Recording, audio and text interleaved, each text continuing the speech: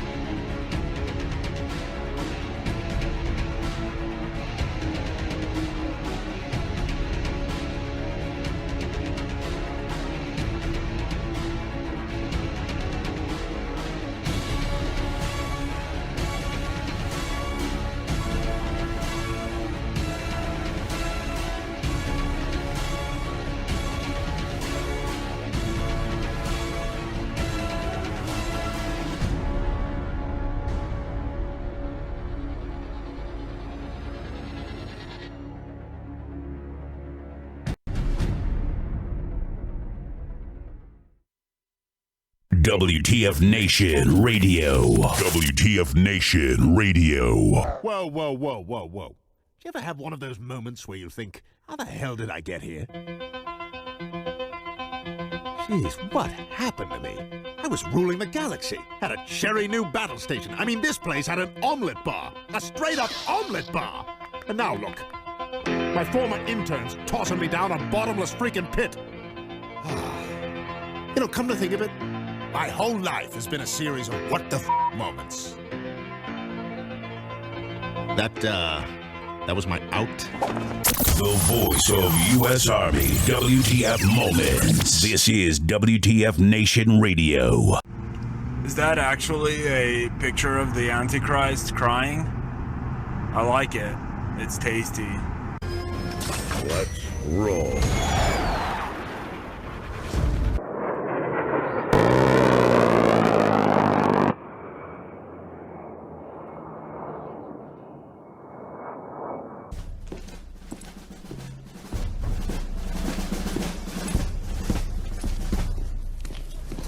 Morning, Sergeant Major.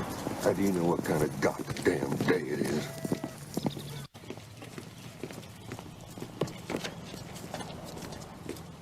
Beautiful morning, Sergeant Major. Are you a fucking weatherman now?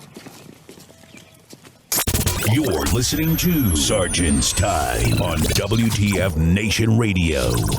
Oh, man. Holy shit. Woo. Oh, man. Oh, that pumped me up. I'm gonna go. Let's go. Come on, Great Cloud. Let's go. Come on, Spanx. Get in the truck. Let's go. Airborne. No, airborne. Airborne. Dismount. Welcome to Sergeant's Time, the 17 May, broadcasting live from the Functional Veteran Center of Excellence in the year of our Airborne 2018. Yes, this is Sergeant's Time. Everything will be airborne related today. So, if you were legging today, then tough crap. This is history right now. This is going to be the first unit that is officially coming on. We're not talking about the callers from units that have said, my first time made me do this, or my first. No, this is an actual official organization coming on to Sergeant's Time on WTF Nation Radio and U.S. Army WTF Moments to talk about one of their events they have annually. I'm pumped because back in my brag days, back when I was a brag, this is like awesome. I'm getting pumped. All American Week. So the Division PAO Joe Buccino is going to go on and give us the lowdown. I know all about that stuff, but for you legs, you don't know what it is. So I'll let him expound on just what All American Week is and all that. And I guess he's got some announcements coming up too that we're going to be privy to. So man, lots of firsts excited. So hold on. So here's my question to you, and I know you're really pumped up about this. And Yeah. My hands are shaking. Go. I shared it this morning. My question to you: how nervous do you think Buccino is? Oh. I mean, let's be honest Let's here. be honest. Buccino is probably as nervous as his first jump on the first high performance exit he's ever made in a high performance aircraft over Fryer DZ back at Fort Benning. We'll just see how it goes. You never know. I mean, come on. He's coming on to tell us. He's coming on to Sergeant's Time to show us his wares and what his organization is gonna talking about. Nothing wrong with that. I mean, this I don't know. He's probably doing it from the house, or more than he better be doing it from the house because Skype for Business doesn't work. No, it does not. No, it does not. Skype for Business does not work. So if you're doing it from, did you already do comms? You did a good comms check, right? He's Oh yes, I did. I did it twice. We did it again today. Okay, just double check. Yes, everything works. Okay, Everything works. yeah. Well, I mean, I'm gonna poke a couple barbs at Colonel Buccino. That dude's like a freaking stalker, man. He's like an ex that just won't get away. I think I got a new ex. I need to add another ice wife, and that's gonna be Colonel Joe Buccino. Because man, woo, brother, man. I didn't take an application for that. No. Well, I'm just saying that he has come on. I mean, because like you said, I can kind of, like you said, Grey Cloud. I think he's kind of not. I wouldn't say nervous, but anxious. A lot of firsts going on today. A lot of firsts. So first for us, first for them. It takes I'm going to say right now, it takes a pretty large testicular sack to come on to WTF Nation Radio and step into the realms of whatever. Name your show. It doesn't matter what show of the week you pick. Right. But if you're coming in on the official capacity of your organization onto WTF Nation Radio and talking to WTF U.S. Army WTF moments, woohoo, man. Now, here's the thing about that though: is we, from both the radio page and the main page, that we've had a good working relationship with them in the past. I'll be honest with you. We try to. Well, let's put it this way. There's just some things that can't be said over on air, but we'll just leave it at that. But we do have a good relationship with some of the units. The 82nd particularly, we have a lot of Fort Bragg alumni on the staff. Roger. So we can all relate, and we can all shoot the breeze about bragging, and then it's just one of those things to where once we start hanging out and start relating, I mean, it's obvious when we're talking to just by some of the word death before dismount. Yeah, right. Yeah, no, everyone's already talking about the jokes. Everyone's already bringing out the legs, the death before dismount. Why would you jump out of a perfectly good airplane? Hey, guess what? Those aircraft that you're flying in are authorized to fly with a certain amount of deficiency to it. So there's no such thing as a perfectly good airplane. What was like 60% operational? I think it's like, yeah, circle red X's here and there. We'll have to talk to Airwolf. What do you mean? It's only got one good engine. That's all we need. It's like all you need is a good engine, right?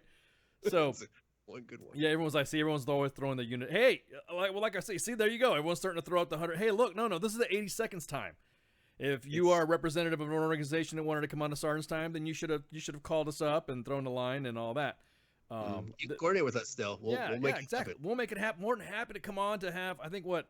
So the 82nd has All American Week. The 101st has Beagle Week. Or was it Eagle Week or Week of the Eagles or Flock of Seagulls or I have no idea what they. I was lucky enough to never be at either of those two locations and/or units. No, okay. So. Well, yeah. I mean, deferred maintenance costs. That's fine. Oh That's man, fine. no. I'm just saying. It's just that you're right. We do have. We will not discuss current SOPs because. We're not like the FBI. We're not stool pigeons, and we're not gonna or John McCain, and we're not just gonna like hand over our secrets to how we deal with organizations. But we do have a lot of collaborative efforts with the Army in itself. And James, 101st, never heard of her. To discuss issues. Days of the Eagles. Okay, that's what they call it. All right, thanks, Quentin. Of course, Quentin's and he throws his little bird in there. So yes, you're right. We generally have a pretty good, like if there's something that we know, because U.S. Army WTMOs and WTF Nation Radio, we're not complete jerks about this. We're not complete we're not gonna completely like this is gonna destroy somebody, man. We gotta call some reps. You know what I mean? We do that. So and generally the 82nd has been pretty it's been pretty good. First they were kind of like, yeah, right, whatever. And then once we started providing, it's just a working relationship. Started sharing the videos. We keep telling you guys, if you have any moto videos, you have anything you want to show off, there's only 2 organizations that are officially authorized to cross-post their units. Well, actually, 2 official, 1 unofficial. And I say the 1 unofficial is because it's the SVAB. That's the unofficial one. That's not officially named. The other official one is, believe it or not, is an artillery battalion.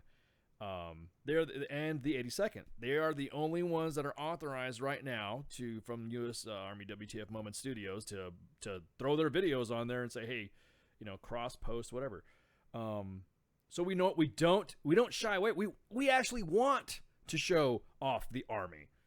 Mm-hmm. Being the fact that we have 1.4 million, followers, and of course, a few thousand followers on WTF Nation Radio. This is going worldwide right now, listening to everybody. So right now, come on, man, you're gonna get a video thrown up. You're gonna talk about your organization. You want to brag or something like that? Show us a video clip of an award or something. The best medic competition, best ranger competition, best sapper competition, expert action badge, whatever.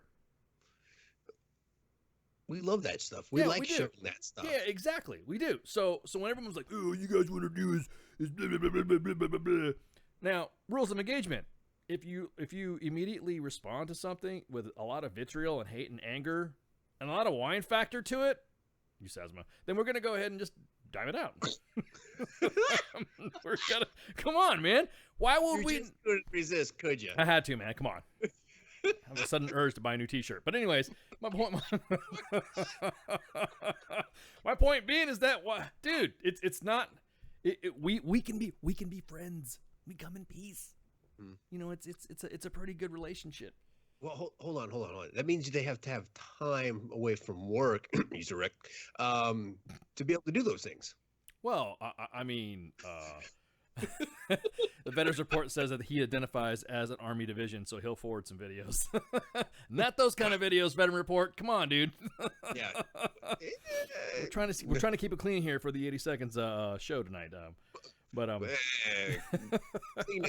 Clean is subjective. Yeah, we have to. I promise. No, here's what one of the things we promised.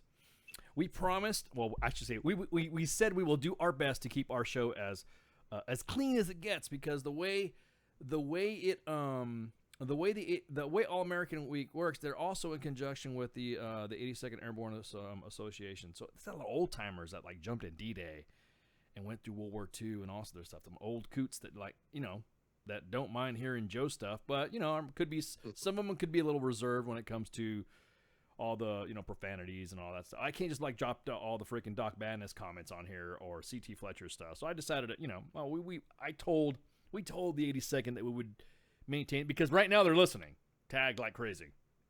All their entire division's listening right now. God, wouldn't that be awesome? I'm pretty sure the division commander and the division sergeant major are kind of like going, okay, let's see what he says next. You know what I mean? They're waiting. They're probably PMing him questions right now. Don't ask him this. Ask him that. Say this. Say that. No, I'm just kidding. You never know. I can't wait. I'm pumped. I know you are. You've been pumped for a long time. Yeah, dude. The 82nd Airborne's a great organization. I don't give a shit what anybody says. Yeah, everyone's got their units and everyone's got their drama in their units, but it's true. Yeah, exactly that. Exactly that. There you go, James. Perfect. All American 6 has done a lot to make our time in division easier, and his constant application of common sense is refreshing. I mean, come on. We were the first one to get the scoop about the Zonk. You remember that? The Zonk. Oh, yeah. Yeah, he called up and he made everybody get up, and everyone was all pissed off. All these sergeant majors were ready to write down. I'll clown sergeant majors all day. Yeah. What? Yeah, go figure. Get your hands out your pockets, don't walk in the grass, blah, blah, blah, blah, blah. But yeah, there were sergeant majors ready to go. They were like right there rating the, because when you do PT on Fort Bragg, the way they do it is, life is centered on Gruber Road. They know what I'm talking about. And then life PT begins on Ardennes, which they know what I'm talking about too.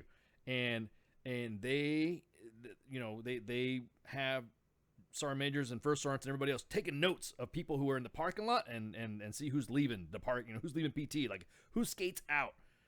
So everyone was ready to go. You know, unbeknownst to the division. And it was General Carrillo, right? He walked out there and said, brought the division to attention, all sorts of stuff. Everyone's thinking, yeah, whatever. And then he just said zonk. Like zonk. Like they didn't know it. In the 80s, yeah, those kids had, I don't think had been zonked in like, I don't know, since the war in Iraq began. They didn't know what to do. They were like, they were freaking out. They were as matter once they got word like it was kind of serious, like, oh shit, this is really happening. They were like stomping all over, jumping over cars and shit. There were guys running. There were guys that were running far away just so that way they would not be near their POV in case the sergeant major said, psych, fooled you. So everyone. So yeah, that was good. Yeah, you're right. So All American 6. He's brought a lot. He's brought also what they call division time. That's what family time was at Fort Hood. It was every Thursday at 1500. You get off. I don't know. I don't know what it is on Fort Bragg. I don't know what time. They do it like Wednesday or Friday or something like that. But it's mandated that nobody. No, I think it's like colonel and below or something like that. They can't be after 1500, and that was unheard of. So we'll be able to get all the speaks and all the jargon and all the stuff that legs don't understand when Colonel Buccino comes on. And yeah, exactly that, Pooks. As soon as I get a zonk, I'm out. I'm done. I'm out of here. See you. You ain't got. Matter of fact, you're not even gonna finish the word zonk. You're just gonna go zon, and I'm gone. See ya. I'm out. So there's gonna be a lot of terms and all that. So I am very familiar with these terms. However, there's gonna be a lot of world global type stuff. All the haters. Oh, I love all the haters when they go, hey, division airborne, it's not needed, it's outdated, blah, blah, blah, blah, blah. Yeah, okay. Okay. Exactly that, James. They got rid of relief packets.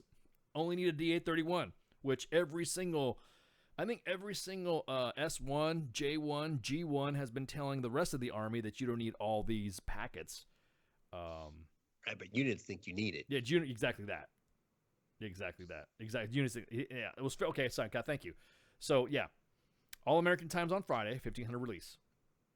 Mm-hmm. Yeah, there you go. Exactly that, Pooks. Now all of a sudden, when people zonk, freaking profiles ran. Yeah. Did we see a guy on crutches? Yes, we did. We did. Yeah, we did. We saw a guy crutches. Then he was hobbling along as fast as he could. It was hilarious. That video was awesome. So yes. So not all WTFs posted on U.S. Army WTF Moments or WTF Nation Radio are all bad. We want highlighted stuff. We want stuff like that. Yeah, so it's 1500 release on Fridays. And so, yeah, exactly that. Well, now with trips and combating human terrors or human bodies, what was it? Trafficking human persons? Well, anyways, human trafficking, trips. What's another one? There was 3 courses that was taken out. I know I'm a bad host. Courses. Yeah, there were 3 online courses that were had, and then of course your Med Pros. If your Med Pros went red while you were on leave, then there was like exactly that. The 21-page document that was in, and General Carrillo said, we don't need that. He didn't even know that was happening. There's a lot of stuff that happens and that's not just the 82nd, but most units. They're like that anyways. Commanders don't know that this crazy shit's happening, so what they'll do is like, well, why? I could imagine the look on his face. The look on his face was like, sir, you need to fill this out. Okay, thank you. Hey, sir, you need to fill this out. What's this? Oh, you need to do the leaf packet. Oh, a strip. They make you do a strip map where you're going. Yeah, exactly. Exactly. I saw the Palestinian on crutches when they found he means to walk after they crossed him in Missouri. Exactly. Oh, that stuff's going crazy right now too. So yeah, we're gonna talk about the news in about a few seconds. I just wanted to give a 30-minute, prep talk about the 82nd because a lot of people do not understand. People are uncomfortable and nervous and like to talk crap about things they don't understand. And so there you go. And yeah, exactly. Anti-terror, human trafficking, and 1 online college course. Don't forget your SSDs. Yeah. Oh, don't forget your SSDs, right? HQDA. HQDA. Jose's tracking on a story right now about SSDs. HQDA. I'm just saying that right now. HQDA. SSDs. SSDs. Yes, indeed. So when Jose comes back out of that one, he's traveling around goofing off right now. He's been back and forth goofing off on the, but Yeah. Anyways, so there's going to be some terms you're not going to hear. There's not going to be some. I will have to explain to individuals what I'm going to have Colonel Buccino explain what some of the terms are, how come all this other stuff and all that. I hope you guys like the Moto vid. That's pretty cool. Their video products are starting to become a little bit more.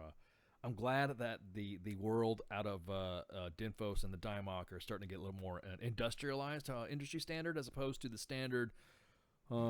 Today we're going to be talking about the 82nd. The 82nd Airborne Division. It's an all-American division assigned to the 18th Airborne Corps, along with the 101st, and they're part of the Global Response Force, ready to fight tonight. Ready to fight tonight. Ready to fight tonight. Yarg! So, but anyways, yeah. So again, we're pumped. Hope you guys like the Warhorse vid. I like to throw our partner up once in a while to give them some props. Pat, Andy, Patricia, Corey, Gary, Eric, the gang, the men and women, myth and legends of Warhorse for veterans. So I'm always up to prop them up. Great time. Check them out. You guys saw their video in the beginning. If not, don't worry about it. We got a podcast, and you got the videos going to be up running through anyways. I think all the streams are going. I think, yeah. Looks like everything's going all right. But anywho, yeah, exactly. Damn Leap Packet was like rated level ballistic rated. Exactly level 4. It was level 4 ballistic rated. So anyways, so that being said, let's talk about the news while we still got, time to hang out a little bit before the 82nd comes on. Cause, well, I'm serious, man. I don't even know what to talk about. I don't want to pull my ripcord handle, my ripcord grip, and I don't want to have a premature, activation of my reserve parachute. So anyways, we're just gonna go ahead and go on. Sergeant's time, of course. You guys know it's all active duty Army stuff and military like active duty, drama going on. So if you guys have any issues about stuff like that, you guys want to hear what's going on, or you guys are asking, hey, what the hell is an SSD? Structured skilled structured development, or something like that. SSDs, yeah. These are the things that are required for you to get promoted now. So if you need to get promoted to a specific rank, you have to do an SSD level. Each SSD level corresponds to the next rank that you're required to make. That's it. So by the time you hit First Sergeant, Master Sergeant, or going to be Sergeant Major, you will have completed SSD 4s, and if not, then you have to do like SSD 5, SSD 6, HQDA. Then you're freaking then or else you will not get promoted. Right. Yeah. So I wish we didn't have to do SSDs, man. We should get somebody to the Army on here. So, anyways, so real quick, so let's get into some of the news. Good. Yeah. So I guess right now everyone's laughing at the Air Force because they're looking like us again. Wait. Oh yeah. They are now wearing the pickle suits or the salad suits now of what we're wearing now. So the ACUs that we have, they're always there is the universal combat camouflage pattern, and then there is the operational camouflage pattern. Both named are ACUs, which is appropriate nomenclature. So it is the OCP color is now with the Air Force. So they're no longer digitals. So now they're like us. Thank God. They have the leafy salad green Tiger look. stripe. Yeah, they almost like tiger stripe. No, it's not even tiger stripe. It's like our uniform now. It's the normal green. Oh, no, they're going away from the tiger stripe. Sorry. Yeah. They're going to tiger stripes. Exactly. So now they have our own stuff. So now they look like us, or try to look like us, or they think like us. Anyways, so they're adopting it as their the new combat uniform. Hopefully we won't change our uniform again. And to see that doesn't happen every 3 to 5 years in the Army. No, it doesn't. It doesn't. I've gone to 3.5 uniform changes since I've been in. So it's yep. 3.5, and then you're like, wow, to include all the deserts. Yeah. Oh my God. All the chocolate. You wore chocolate chips, didn't you? Yeah. So now what's going to happen is that beginning it phase in incrementally. So guys, if you guys start sending stuff to the don't be sending stuff in the inbox when you see Air Force people or people wearing funky uniforms, because it's probably the Air Force, because they're phasing their uniforms in beginning 1 October. And so it's going to be the ABDU, which is, they're ditching that, and then now they're going to get the new OCP ones. for form, fit, and function. And the Army Chief of Staff quote said that the uniform works in all climates. No shit. That's what we said. That's why we adopted it. I like how some of the military how the military news sites and military, especially I like breaking balls on military.com because we like making fun of them. I like the way they talk about that. They talk about they break it down like it's so brand new. Airmen are already authorized to wear the uniform in current sport, desert, or sand, or tan boots. But the service will transition completely to Coyote tan boots sometime in 2020. Wow. The name tape insignia will be Spice Brown. Ooh, Spice Brown. Ooh, hey. Oh, man. Patches for commands down to squadron level will be reworked and incorporate the Spice Brown color in some way. That sounds like a new coffee at Starbucks. Hi, welcome to the like try the new Spice Brown would you like to today? type would you like to type the Spice Brown latte? No, I'm not in the Air Force. Oh my god. Yeah, exactly. Hi, it's time for Spice Brown. No way. No, Spice Brown. No, I'll be good with the Spice Brown. I'm good. Yeah, Spice Brown mocha latte Air Force, or just give me an Air Force. That's what I'll say now when I go to Starbucks and I'll admit it. I go to Starbucks once in a while to get some real quick drive-through frou-frou. Give me a Spice Brown, please.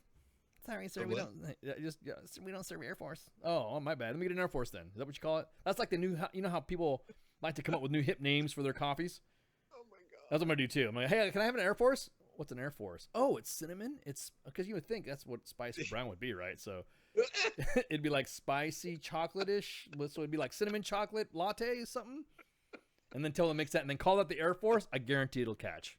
Like you get something at some fancy cafe. Yeah, exactly. It's in Starbucks. You sit down and yeah, exactly. Ross says that the Air Force uniform has Wi-Fi now. oh my god. So yeah. So exactly that. So extra cream, huh? Yeah, there you go. Extra cream. Oh, man. Oh, you know what I forgot to do? I gotta make sure I got this right. Let me I forgot to do something, and I just want to make sure I did it right. No, I didn't know. I missed a spot. Hang on. Let me remove something right quick. I was doing some stuff, capturing images, grabbing graphics, and all this other stuff to make sure that all this stuff fit. Because due to the fact that we had so much stuff to show tonight that I didn't want to be caught short with bad graphics or whatever. So I'm gonna get get our guests' stuff squared away. But yeah, make sure you get Spicy Brown because everybody knows I want to get an Air Force. Just say that. Just say I want to get an Air Force, please. Air Force. Can I get an Air Force one? So, anyways, that's the deal with that. So, yeah. So, thanks for joining the club there, Air Force, and frigate. Hang on. What? Oh, we got. Hello, WTF Nation Radio. You're on the air. Who's speaking, please? Ice, it's Minx. Oh, hey, what's up, Minx? What's up? So I had to comment, and I know that you guys were just talking about the Air Force wearing the OCPs. Yeah.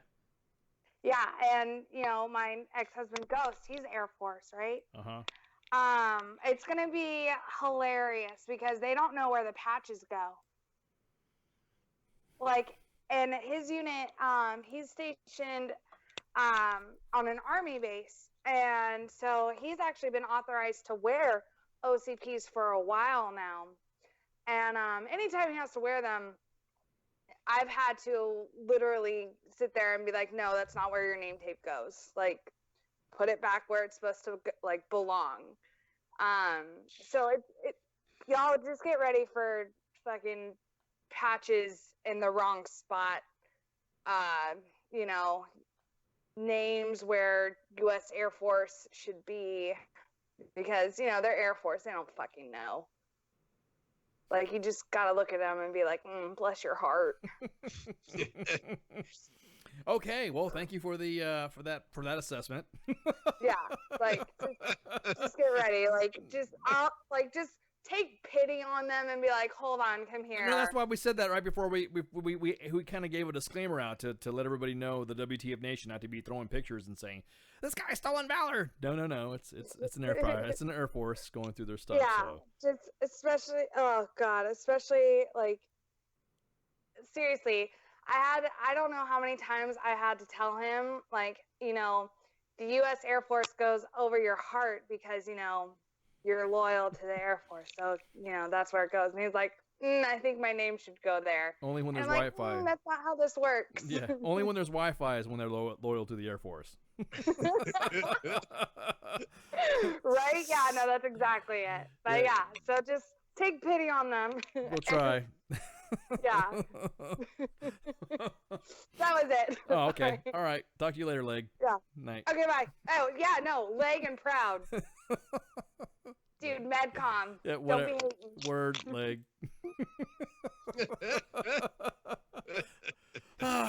The one night I get to say Leg to everybody. Leg.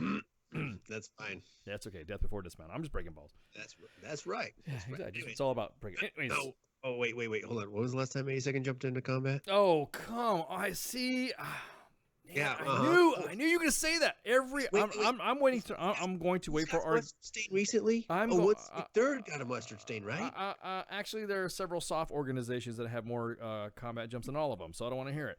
But my point.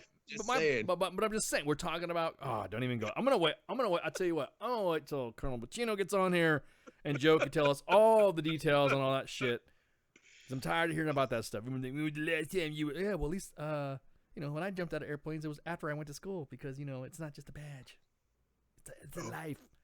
You know? Oh, yeah. Oh, man. All my freaking air assault buddies get pissed when I say that. Jump. Yeah, exactly. At least when I got my badge, I was actually doing what I was getting the badge for, not, you know, hanging around and you know, going, oh, screaming chickens, you know, whatever they do, whatever those other units do. But anyways. Yes, yeah. So we'll wait for him to come back on here, and you know, we'll wait for him to say it. I don't. That's fine. Yeah, I'm pretty sure he's listening right now. And he's probably noting down. Okay, how many times combat jumps? How many times do I have to just sit? Exactly, because I'm pretty sure he gets a lot of crap too from all of his other non-airborne personnel or naps, because they don't like it when we call them legs.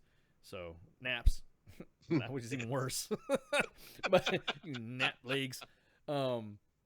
But I'm pretty sure that he probably gets a lot of crap from his buddies, from his peers, and especially in PAO, they're pretty like cutthroat. They're kind of like, they're real cutthroat, not like 3CR PAO cutthroat.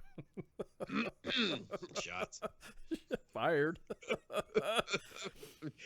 Yeah, dude. Oh my goodness. Yeah, exactly. Anyways, He probably knows him too.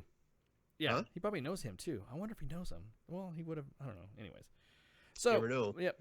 So, anyways, so going back to the news, currently right now, the Apaches in the Army are having an issue right now. I have no idea what this strap backpack, knick-knack paddywhack, but it would appear that there is a part defect that is on the Apache helicopter right now, and I'm glad we got the 82nd Airborne Combat Aviation Brigade tagged. And they cannot, for some reason, they're not going to fix the defect. They're pretty much saying that, yeah, we're aware of it. I don't think that's how it works. I mean, you're not supposed to. Are you supposed to say? You know, I did say that jumping out of a perfectly good airplane is a total misnomer. There's no such thing as a. But there's a part that's on the Apache, and it's a broken part. Obviously, it's a search. So here's what it is. It is, I don't even know how to say this. It is a strap pack nut. It's a strap pack. I have no idea what strap pack nuts are. It sounds like something you put on your parachute. You put that to your Alice pack. Everything's going to be all airborne related. So the Army ordered aviation techs to kind of like widen their search for a broken part that sends the Apache rotors catastrophically ripping loose in mid-flight. So according to documents obtained by Task and Purpose, it's a defect that has been actually the fault of several deadly Apache mishaps. So what it is that the Echo model Apache, which is the one that has the longbow on it, that I guess critical safety issues over the strap pack nut and the components are separating from the airframe.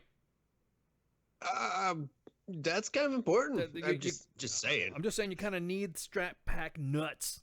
That sounds very. You better get a. He's got. Did you see him? And did you see him jumping in combat? Yeah, man. He's got a big set of strap pack nuts. Jesus. So the Army. So here's what Task and Purpose was found out, and they because we talk to them once in a while. They're continuing to fly the fleet of AH-64s, accepting the risk and knowing the issues, and using increased inspections and distilled water to mitigate the risk. Yes, because distilled waters. Everybody says water and dirt. That's how you make sure your strap pack nuts are secured, I guess. Are they also putting Motrin in when they fill it with JP8? Yeah, I was about to say, man, I don't know exactly what they're doing, but apparently, back in 2016, an Apache AH-64 strap pack nut was responsible for the in-flight rotor separation.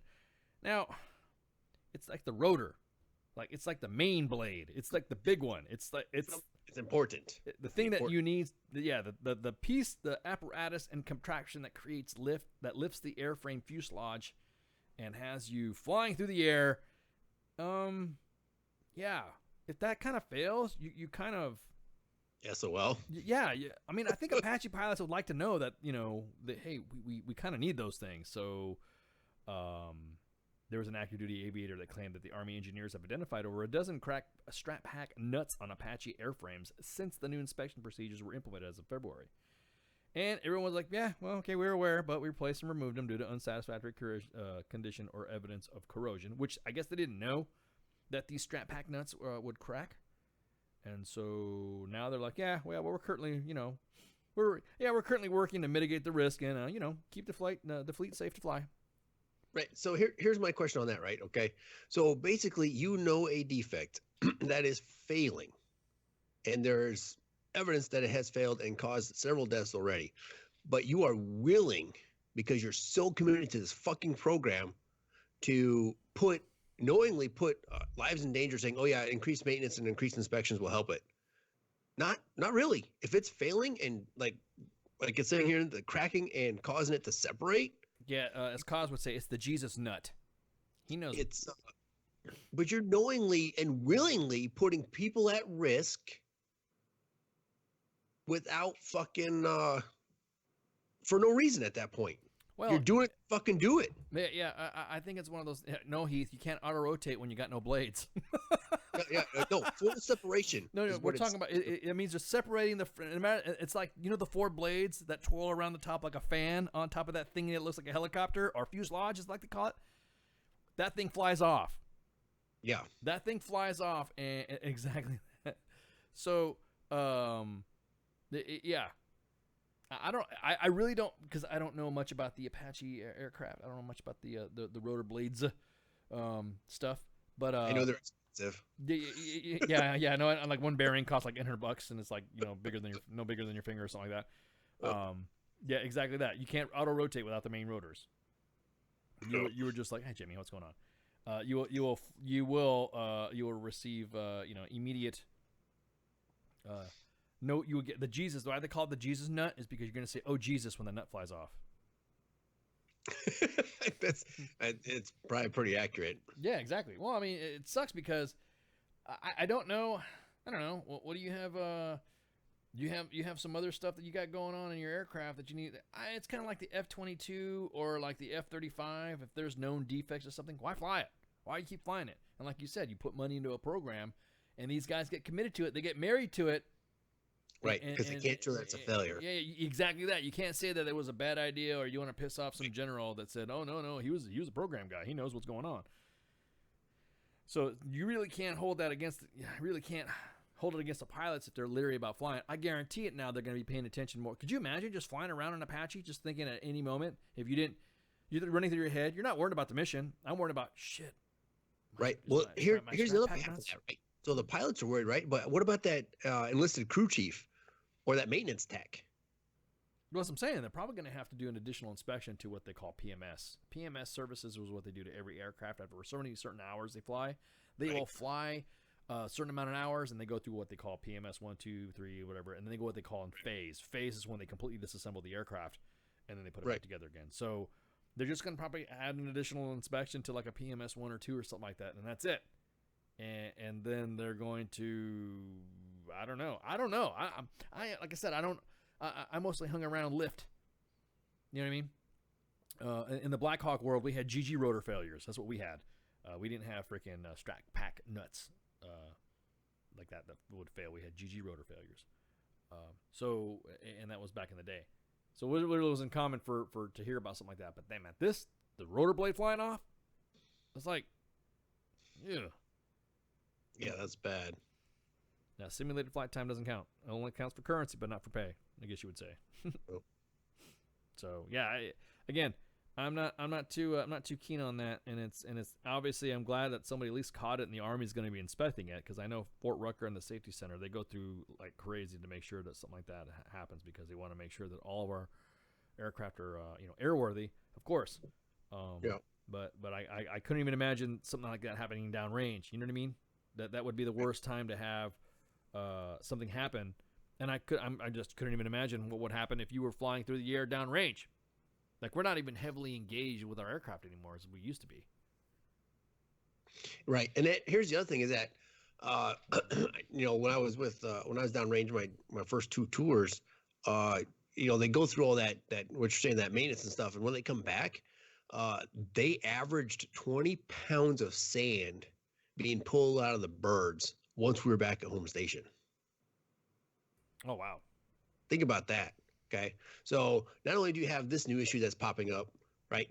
But now, what you go through, you look backwards at it, right? Well, could that have been a major reason for what's happening now?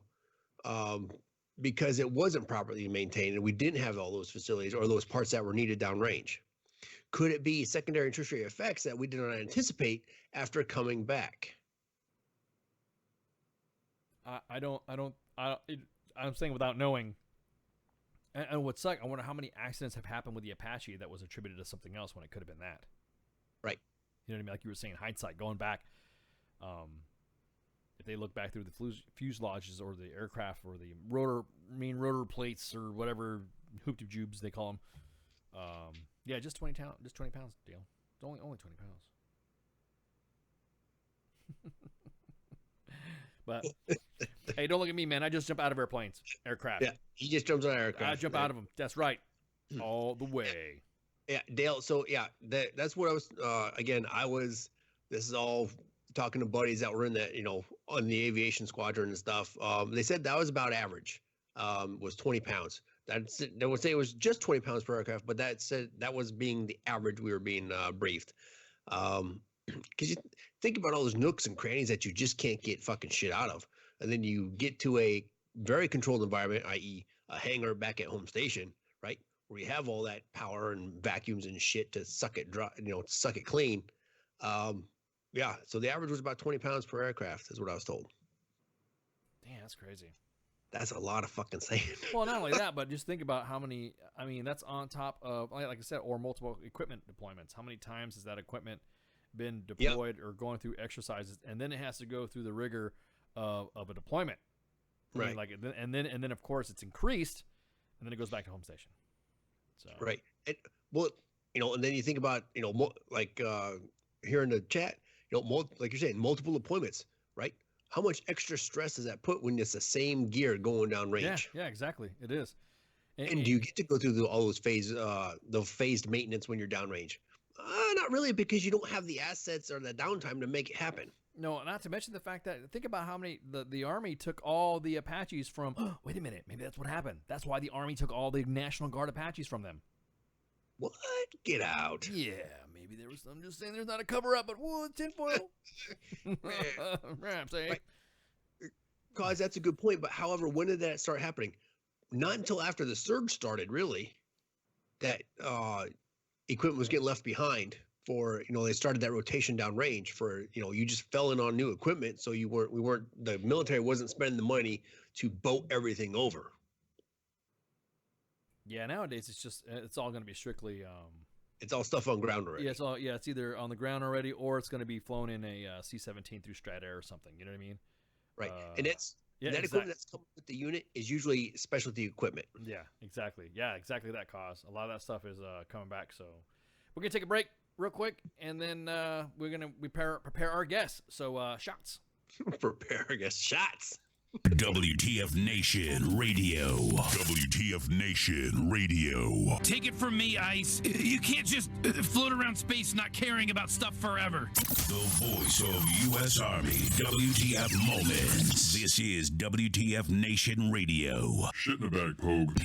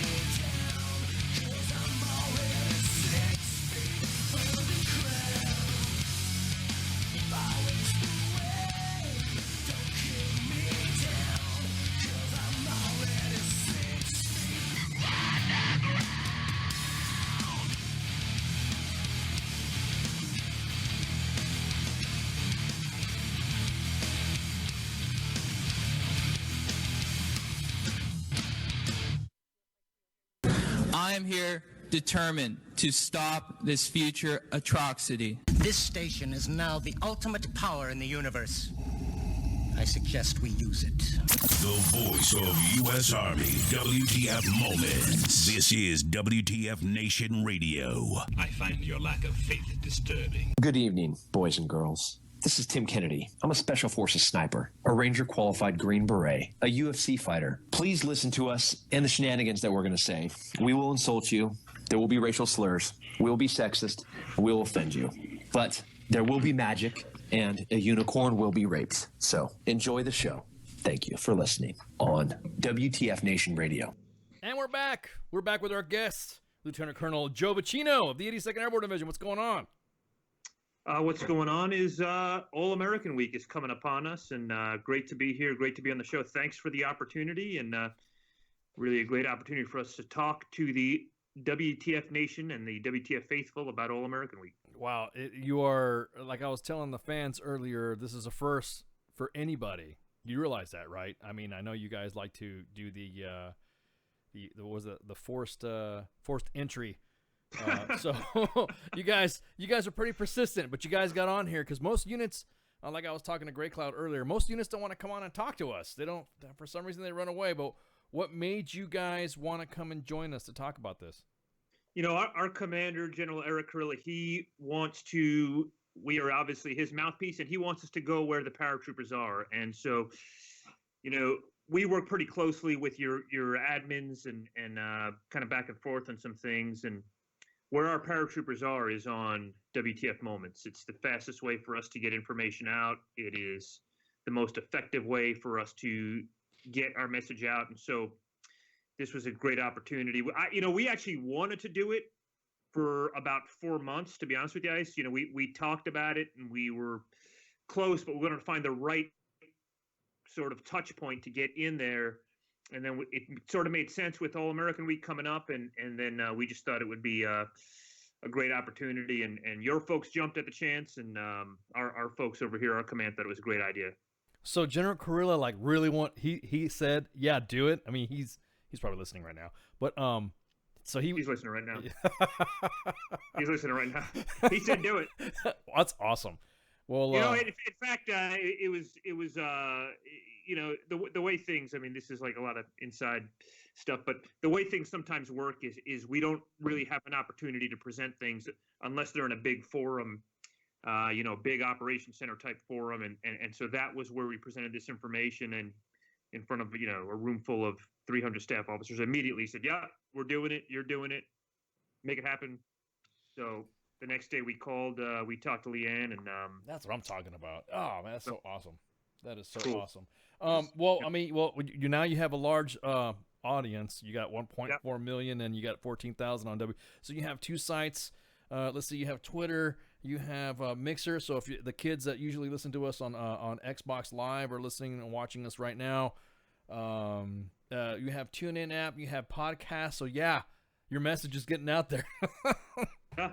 Yeah, that's great, and it's getting out there to our paratroopers. You know, that's the audience we want to talk to, our paratroopers, future paratroopers. And, you know, I know that a lot of the WTF faithful are not in the 82nd. And I feel sorry for them. Really? Legs.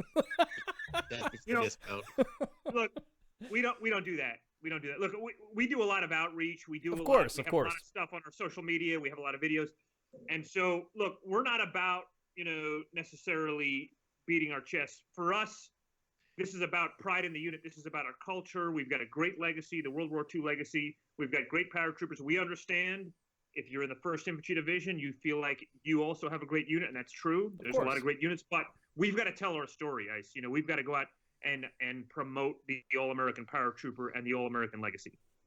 So, real quick, what started All American Week, and then after you answer that, what is All American Week?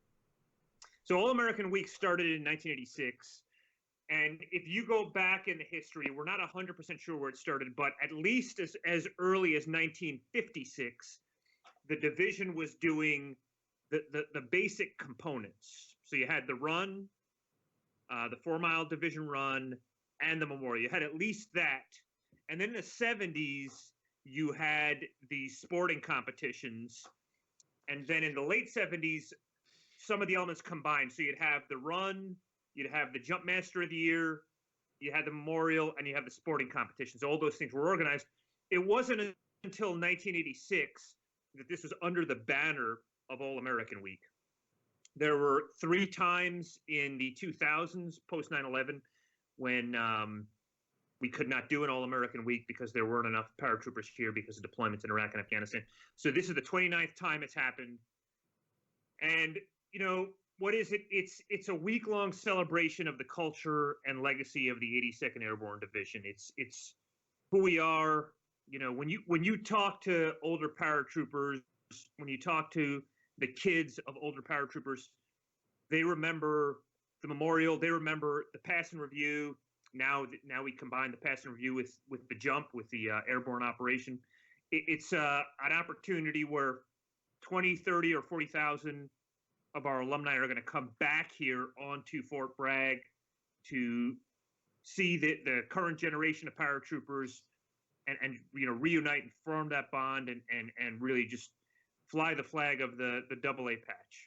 Well, I remember at my brag time, there was, I mean, it from Monday all the way until, because generally All American Week, if I'm still correct on this, All American Week falls on the weekend prior to Memorial Day, correct? That's correct. Yeah, absolutely right. Yeah. And so then it goes from Monday through Thursday. And could you give us a Monday through Thursday schedule? What's going on? Yeah.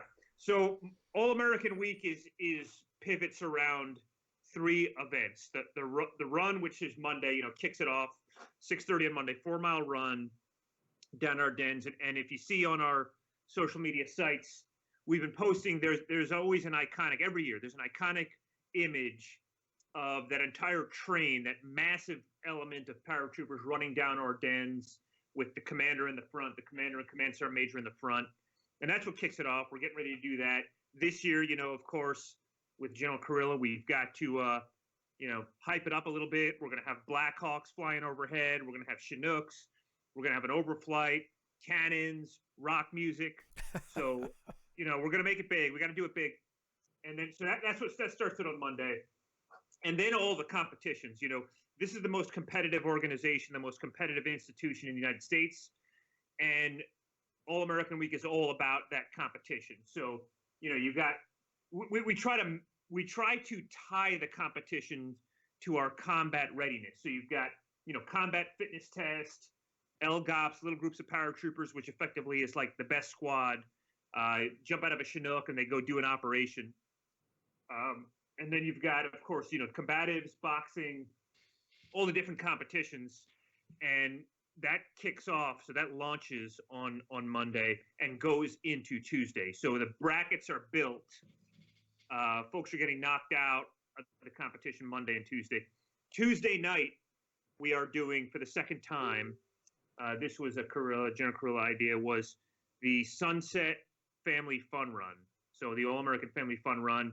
We have a cool video that we launched on our Facebook this morning.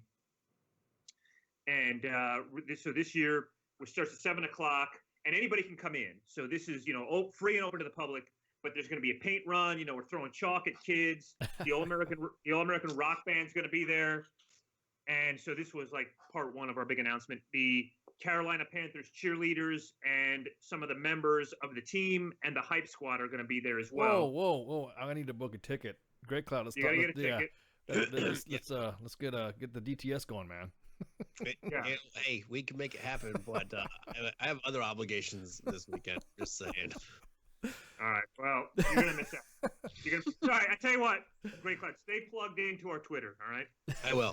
You're gonna miss it. There may be a Great Cloud Twitter coming. I'm not sure yet. I know they're trying to get me to do one. Jose is always bugging me to get a freaking Twitter up, and I'm like, well, you're on the WTF Nation Radio Twitter, aren't you?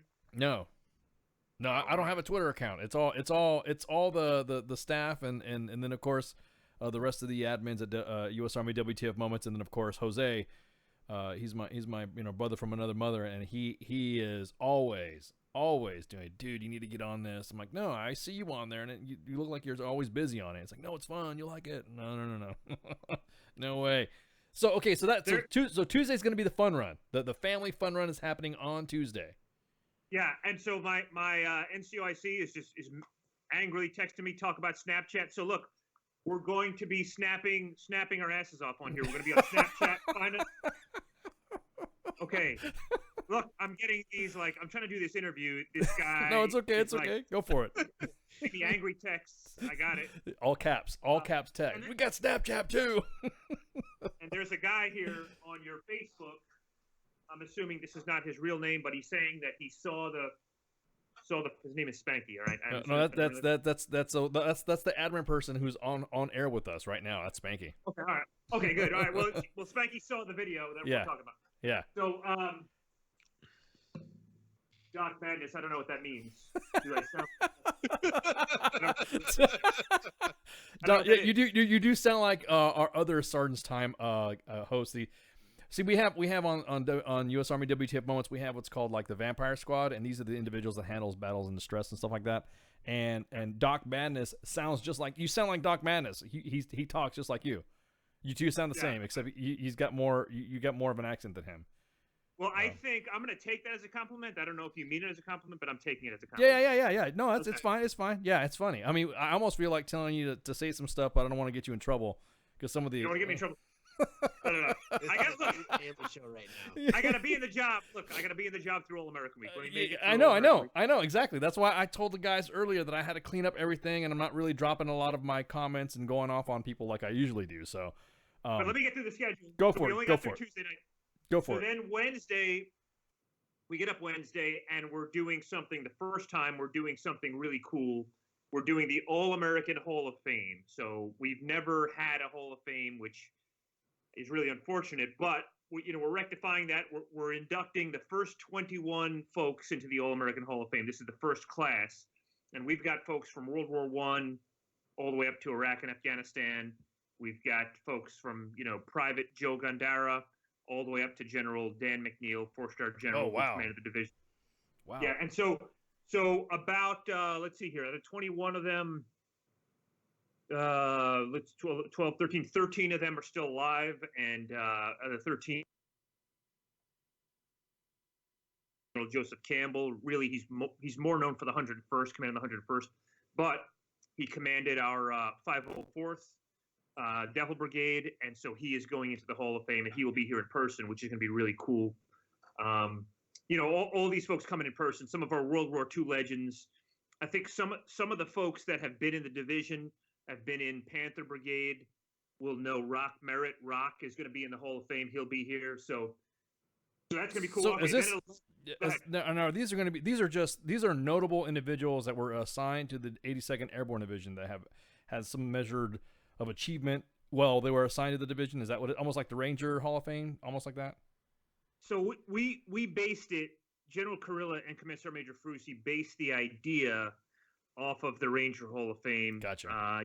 They both served there, and General Carrillo commanded the regiment. But that's a good question. So we actually developed bylaws. We put some thought into this, and the idea behind it was that you have to have at least 2 years in the division. You have to no longer be eligible for service in the division, but you can still be in the Army, but no longer be eligible for service in the division. So in other words, you would have effectively graduated out at your rank. Yeah. But you have to have done something, had a remarkable impact on your unit, on the division as a whole, and then left the division and have had a remarkable impact on either the Army or whatever it is that you did for a living, either in Congress, in state, whatever it is you did after that. So if you look at, for example, Ann Dunwoody is coming here, General Ann Dunwoody. Oh, wow. So she commanded, she was the first parachute officer, female parachute officer. She deployed in that job, deployed the division to Desert Storm. She came back, was the first female lieutenant commander. And then the reason she kept coming back and getting these jobs because in addition to being female and the first, she was remarkably effective. She's known as one of the finest logisticians of her time. and then of course first female 4-star general. So she's broken down more barriers, knocked down more doors than many other people in this country, and so she's in the Hall of Fame. Is this gonna be? Is it gonna be like the Ranger Hall of Fame? You know how they normally have like a dinner prior, or they, you know what I mean, before they do it. Is that how how's it gonna be done? Is it gonna be done like that? So we are not doing that because this year, because we had to sort of lay the foundation. Gotcha. And put the first 21 in. You know, the sort of obvious folks are going in. You know, Gavin, Ridgway, Alvin York, the Medal of Honor recipients. Those 21 are going in, and then every year from now on, the way the bylaws are written, that the division will induct 5 new members. Gotcha. And so because we have 21 people going in, you know, we can't have this go for a very long time. So it's a 45-minute ceremony. We're doing one ceremony, a 45-minute ceremony. Every inductee, and this is, by the way, in a closed. This is not one of the events that's open to the public, but we will have the video available by the end of Wednesday. So all the inductees will get a certificate from General Kurilla. We'll make remarks, and then we'll unveil the plaques. And we have the first plaque. The first plaque that got here earlier this week, James Magellas. It looks really nice. These are 16 by 20 metal plaques, metal engraved plaques. They look great. And the rest of them are coming here from Cincinnati, Ohio right now. So we'll install this weekend, get them in time. So then the next part of the next component of All American Week, right after that, we come out of the Hall of Fame induction and we go to the memorial service at 11. And that's traditionally the second Keystone event. Traditionally, it's later in the day on Wednesday. It's tied to the retreat, but we're doing it at 11. And then we'll go into the rest of the competition that day. And then Wednesday night, we're doing from 4 to 6 p.m. Wednesday night, we're doing what we call the All-American Thunderdome. So you remember that movie, right? Yes, of course. You are. Yeah, well, so older than you. You think so? Okay, good. So he knows so. I'm old. I'm 43. Okay, I'm older. Go ahead. So you know, think about like the Mad Max movie. You know, this is like a sense of lawlessness. Of course, that's what I'm talking about. I did this interview on MMA radio, and I said, you know, you think, and I didn't really know anything about UFC, so I had to look it up. And I told the guy, I said, you think about like when Conor McGregor started throwing things at that bus, and you know, I don't know if you know that story. Yep. But there's a video of this. I said, that's what we're talking about, and then I had to like tone it down, like dial it back. I said, no. I'm like, nobody's really going to be like breaking the law. We're paratroopers, but 18,000 paratroopers and alumni. It's going to be outdoors. We're going to have our cage, you know, tactical enclosure, our full UFC MMA rules outside. Right next to that, we're going to have our boxing ring. So we're going to go from the finals, and we've got 7 weight classes, flyweight all the way up to heavy. That I remember that. I remember the boxing and the combatives when you guys started doing the combatives. Right, yeah. So they'll be right next to each other, and we'll alternate, you know, a finals ends for the combatives. We go right into the boxing. We're going to have blaring rock music. We're going to have these really kick-ass big screens where we're going to be showing some really cool hype videos. And it's going to be pretty exciting. People are going to get pumped up. It's going to be 2 hours. We're doing the whole thing. And there's basically always going to be something happening. And then we get done with that. So that's 4 to 6. Right at 6:30, right at 6, we go into the traditional All-American Week awards, which traditionally during the final event, the culminating event, we announce NCO of the Year, Paratrooper of the Year, and Jumpmaster of the Year, and then the winning battalion, etc. We're doing all that during the All-American Thunderdome on Wednesday night, 4 to 6:30. So that's going to be pretty exciting. You know, the only thing I'm a little worried about is like, you know, General Kurilla was telling me earlier this week, he said, look, you know, you're out there, you're talking a lot of crap about this All-American Thunderdome, but if it rains, we got to pull it inside and you're going to look ridiculous. But I can't control the weather, right? What are you going to do? What are you going to do? Exactly. So fire the chaplains. So the next day, Thursday, is what is the traditional airborne review. So in the early 2000s, really up until 2013, this was like the JOAX. So this was a standalone event. Yeah. So you guys are now let me get this straight. Back in the day, you guys had division review, and you went out to Pike Field at the end of Gruber. And, that is correct. And you guys marched, did your division review stuff, and then festivities continued after that. Now you guys have combined that with the JOAX? That's correct. So this was General Kurilla's predecessor, General Clark. His idea was, look, we're the 82nd Airborne. We're going to cut a day off of, and so my guys asked me, JOAX. JOAX is what? Joint Operational Access Exercise. Basically a airborne insertion, a forced season entry. airfield. Yeah, correct. Forced Entry. Yep. So I think we traditionally call that now we refer to it as a joint forcible entry operation. Nonetheless, it's cool stuff, airborne operation. But Jertex back in the day. Yeah. So General Clark, I'm sorry, forgive me. 4 years ago, General Clark combined the two, and you cut a day off of All American Week. It goes from 5 days to 4 days, and so now what we're doing is, I would say, a less formal / less full pass and review, and it'll be effectively a march. So the way that's going to work is going to be, we will do the airborne insertion, we'll do a full lethality demonstration. So we'll do the airborne insertion, live fire, we're going to have a Chinook gun raid, air assault, HIMARS, virtually everything in our inventory is going to fire. Platoon live fire, engineer breach, and then once all that's over, it's cool. It's going to be cool. You're going to see all these flags and General Kurilla, Command Sergeant Major Ferrucci leading that enormous pack of paratroopers through the smoke. The crowd's going to be going nuts.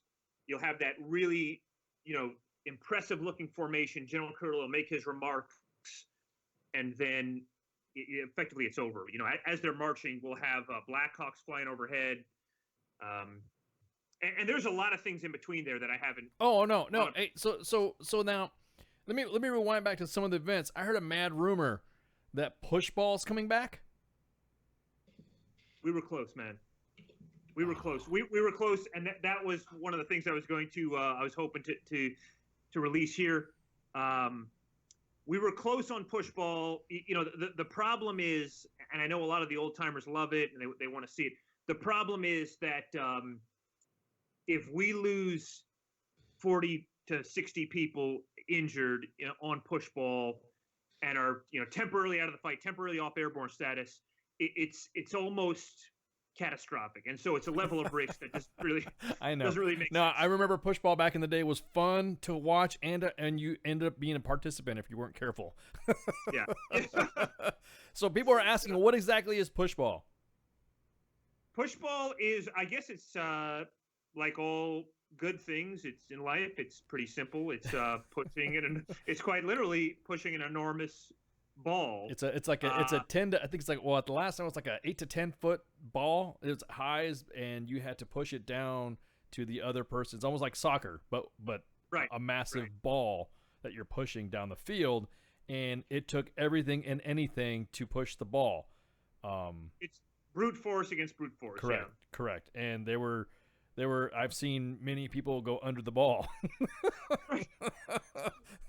That was usually the best part about it, or somebody's jumping on somebody on top of the ball, or wouldn't let go of the ball. It's so no push ball then. No push. We have interview's over. Sorry, just kidding. Just kidding. Go ahead. We have Sergeant Major Frank Lucky is been around. He's older than you, I think. No, I'm kidding. He's been around, but he'll tell you about like push ball in the 90s. He said, look, within like 4 minutes, we forgot there was a ball involved. Like we were basically fighting. Exactly. So, exactly. It was like showing up to a hockey. It was like showing up to a fight and a hocky game showed up. Yeah. So we couldn't get there. That's all right. We're gonna have fun. We're gonna have a good time. No, that's all right. Everything's gonna be on our Twitter, And you know what? If you don't have a Twitter, you've got to make a Twitter and then go to at 82ND. So real quick now, a lot of individuals explain, the JOAX, JURTEX, they're all using terms, and I said earlier in the show, GRF and all that. Explain now. A lot of this event that you're showing on Sicily Drop Zone is an actual event that happens when you're doing a forced entry combat mission. So can you explain what GRF, DRB, all those N-hour, H-hour stuff, what goes on with that? What is exactly involved in that? What does the JURTEX, what does it highlight when it comes to something like that? So really, this simulates activation of the GRF. The GRF is the Global Response Force in at least as early as 68. It was referred to as the DRB, the Division Readiness Brigade. And so there's a couple of other acronyms that have gone in and out of fashion. But Global Response Force is effectively what we call it. This is a replication of the activation of the Global Response Force to go do a mission. And the traditional mission is an airfield seizure. Now, the Global Response Force can do and is prepared to do anything along a broad spectrum. You think about hurricane in Haiti in 2010. That's a disaster relief. You're talking about that's on the low intensity scale. On the high intensity, high scale, high intensity conflict, force on force, anything and anything in there. But the traditional mission would be airfield seizure, go into some place that does not have an operational airfield or has a contested airfield, and then open that airfield for follow-on forces. The most, I guess, immediate reference is Panama 89. And then basically go on to follow-on objectives. And so that's what we're replicating here. We'll have an initial airfield seizure, clear the airfield, and then have multiple follow-on objectives, a live fire. And then, of course, now before we do that, we'll prep the objective with an artillery gun raid. So we're going to have Chinooks fly artillery in. We'll do an air assault, artillery live fire. So there'll be a lot happening before the airborne insertion. And out on Sicily Drop Zone, we have our narrator, the voice of the 82nd, will be talking through the full sequence of things as they're happening. And basically, so starting at Thursday, starting at 9 a.m. on Thursday, there's something always happening on Sicily Drop Zone. There's the Golden Knights will do a free fall demonstration. Coming out of that, our Advanced Airborne School will do a parachute pull-off demonstration. If you've never seen that or you're unfamiliar with the T-11, it is pretty impressive. And then following that, we'll start the actual, the flyover, the close air support, artillery, airborne insertion, and there's just nonstop action the whole time. And then before we come out of the smoke and do our military review, we do a Legends March. So our World War II legends, our World War II veterans who are there will get up and they will do a march, and then we'll go through all the campaigns, World War II first, and then coming out of that 65, Operation Power Pack, Grenada, DOMREP 65. Then our Golden Brigade is the 50th anniversary of the Golden Brigade's movement to Vietnam. It's the only element from the 82nd Airborne Division that went to Vietnam 50 years ago. They responded after the Tet Offensive. They were the first unit into Vietnam. They went to Hue, and they were alerted by the National Security Council immediately after Tet. So they will do a march. We're honoring them this year. And then Grenada, all the different campaigns up to Iraq and Afghanistan, they will do a march, and then we will do the current day paratroopers will do our big march. Correct. Now, the sequence of events goes for, and just to let you know that I am a Advanced Airborne School graduate. So, wow.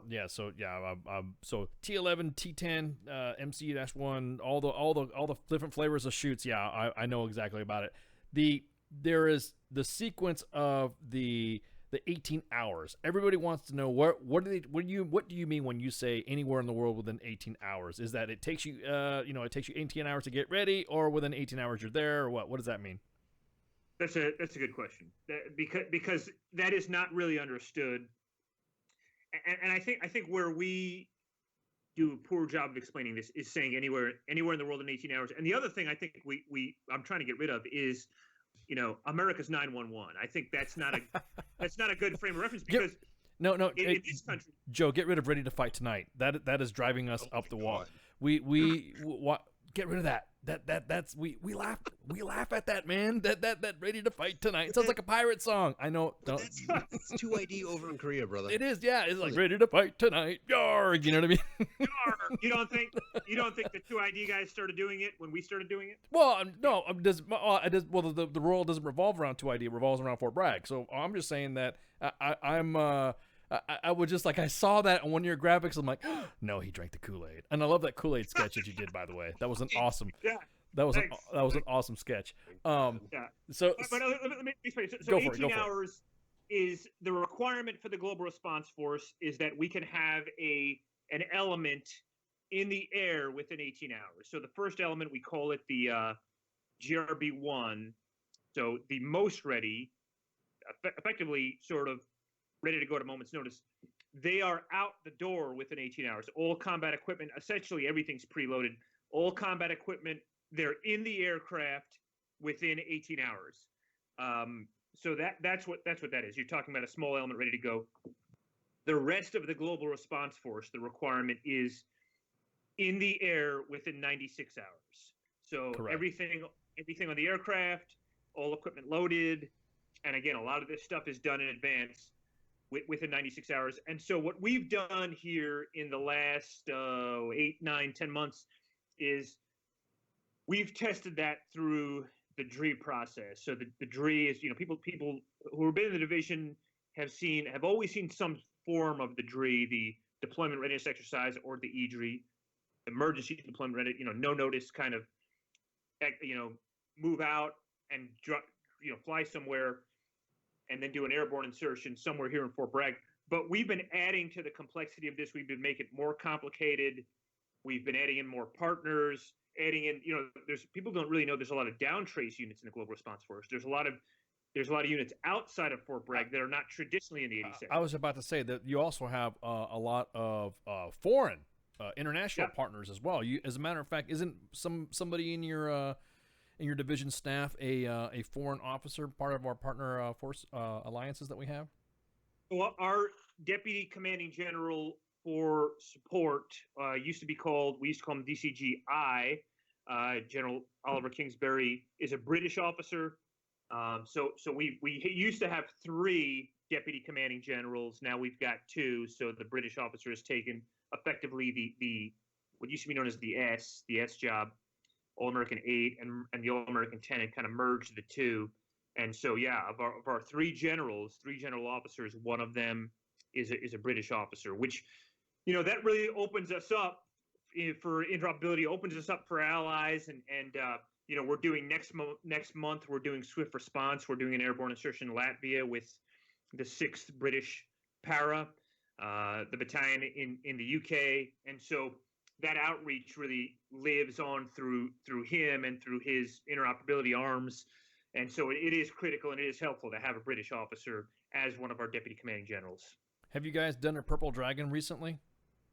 We have not done that. We have not done that recently. The biggest operation we did, and there's a really cool, really kick-ass video of this, is the Falcon Storm. I saw that one. You saw that one with Colonel Patwork, Falcon 6? Yeah. So I think what that shows is we did an airborne insertion followed by a air assault, followed by multiple follow-on objectives, multiple live fires, multiple lanes, and increasingly different conditions. NBC conditions, full range of complexity, hybrid warfare. So we brought a lot of different parts and pieces here to Fort Bragg and organized a lot of different parts of the Army and a lot of different parts of the community here in Fort Bragg to make that a really special training event. That's all. Now, you recently had, what was it, just like about a week or so ago? You've had British people or British soldiers there on post. I mean, training you guys had, because I would say that some of the traffic in the inbox at U.S. Army WTF Moments had a lot of British vehicles running around the streets. So I was just wondering, you guys had a major exercise with what organization, or is that another organization? No, that's the 6th Para was here. Yeah. The 6th Para was here with our 2 Fury doing some interoperability training. They did a airborne operation, airborne insertion. They did a live fire. We had some one of the PAOs from the 6th Para just took an incredible picture that was making its way on Twitter. And so, we don't. I would say that we don't stress those alliance muscles as often as we used to, because I think in some ways there's been a little bit of a potentially, what's happening in Korea, what's happening here. So we're going back to that. We're doing swift response. We're kind of continuing to re-energize that alliance. We keep it strong. We keep it strong. We do that, but we're also taking a look at other parts of the world, and our planners are. Oh yeah, I'm not yeah, no, here, but no, I got you. Yeah, your G3 plan shop is busier than. Yeah, I mean, they're very busy. They're always they're always busy. There is no there is no specific right now. They're always busy. Well, our planners, our planners, I think, are like, they're not allowed to leave the building. I mean, I see these guys that are like skinnier every time I see them. Yeah, they grow up. They're almost turned into vampires or stuff. They're all they're pale looking. Oh yeah. I mean, we have our planners. They fly out. They come back. They're in the sort of secret compartmentalized part of the building here. They are getting after it. They've been busy, and they're plugged in. So how much time you got left there? How much time do I personally have left here? I've got forever. Got forever, man. I'm here. Right now. I've survived the interview. That's where I'm. Okay, I made it through this. You're not seeing the other phone that says you're fired yet from the boss. I haven't got that one. Yet. Well, we honestly thought that he was going to come on with you. That's why we're like, oh, what's he talking about? What's the prize? We're like, oh shit, he might be coming on, or might be the sergeant major. I'm like, I'm going to be straight. You know what I mean? Because No, I would, if you asked me, I would have said no. He doesn't do. He doesn't do media engagements. That's not his thing. We highlight the paratrooper. This isn't about him. He's a paratroopers kind of guy. If you look at the decisions he's made, and you look at the way he runs this thing, and he is a paratrooper, and so he just wants us to focus on that level of the organization. I tell you what. Yeah. When he killed the 50-page volume of a leave packet, the traffic that we got in the inbox was incredible. I could not believe that just that one, or the Zonk. We were just talking about that too. You guys probably pissed off a bunch of sergeant majors and all that and first sergeants, but hey, there's nothing wrong with a little like you said, a paratrooper's paratrooper, because everyone is an LGOP, like you said, deep down inside. Yeah. So what? Although I'll be honest, I've never been a fan of the Zonk. I think either show for PT or tell them they got PT off. I've never been a fan of it. You're such a. That's just me. I see what you're saying. So rather you get told that you're not coming to PT as opposed to going through the traffic, going through the drama. How is traffic on Fort Bragg, anyways? Now that all that, I guess there's like that highway. Is it finished yet? The highway is almost finished. There's a highway going out by the PX, the Riley Road PX. That's not 100% finished, but the traffic is. The traffic's heavy. The entire division's here, minus about 30. We've got about 30 paratroopers in Iraq, Syria, Kuwait. But short of that, all the brigades are here. So that stresses that stresses the gates. God, then you got what? You guys had Force Com move over there, and then you had U.S. Army Reserve Command, and then you have all the other commands there, and then you have, oh man, it's enormous. Yeah, it's enormous. Can Fayetteville even handle it? Oh, Fayetteville can handle it. Wow. So many ways to take that one. Yeah, exactly. We are talking about air. So real quick, and I have some unofficial questions that somebody wanted to ask, but didn't want to be too dimed out. There was a off limits on Sharkies, the old one. Is there an off limits on Sharkies, the new one? Let me see here. I do not know at this time. I'm just asking questions, man. I'm just your paratroopers want to know. I guess on Bragg Boulevard there were Sharkies that was under investigation and was placed off limits by their command, and so now there's a new one. I guess the Phoenix has risen on a new Sharkies. Okay, I am texting my battle buddy right now. I do not know at this time. If you get back with that, we'll post that it's a green light or no go. Yeah. Because like you said, this is where the paratroopers go, and as soon as they found out, I have my little messages and all that, and they're like, ask them if Sharkies is open for us, man. Yeah. I'll find out. Look, you know me. I come here and I go home. By the time I get out of here, I can just go home. So I don't go. I don't know. I had texted somebody who's in there. Oh, there's a delay. Okay, I see what he's saying. There's a delay between he and I. So, all right, we're going to find out. We need to get this straight for you. Okay, yeah, because, and everybody wants to know. This isn't a board question. we have a radio partner, the Veterans Report. Do you know about the Veterans Report?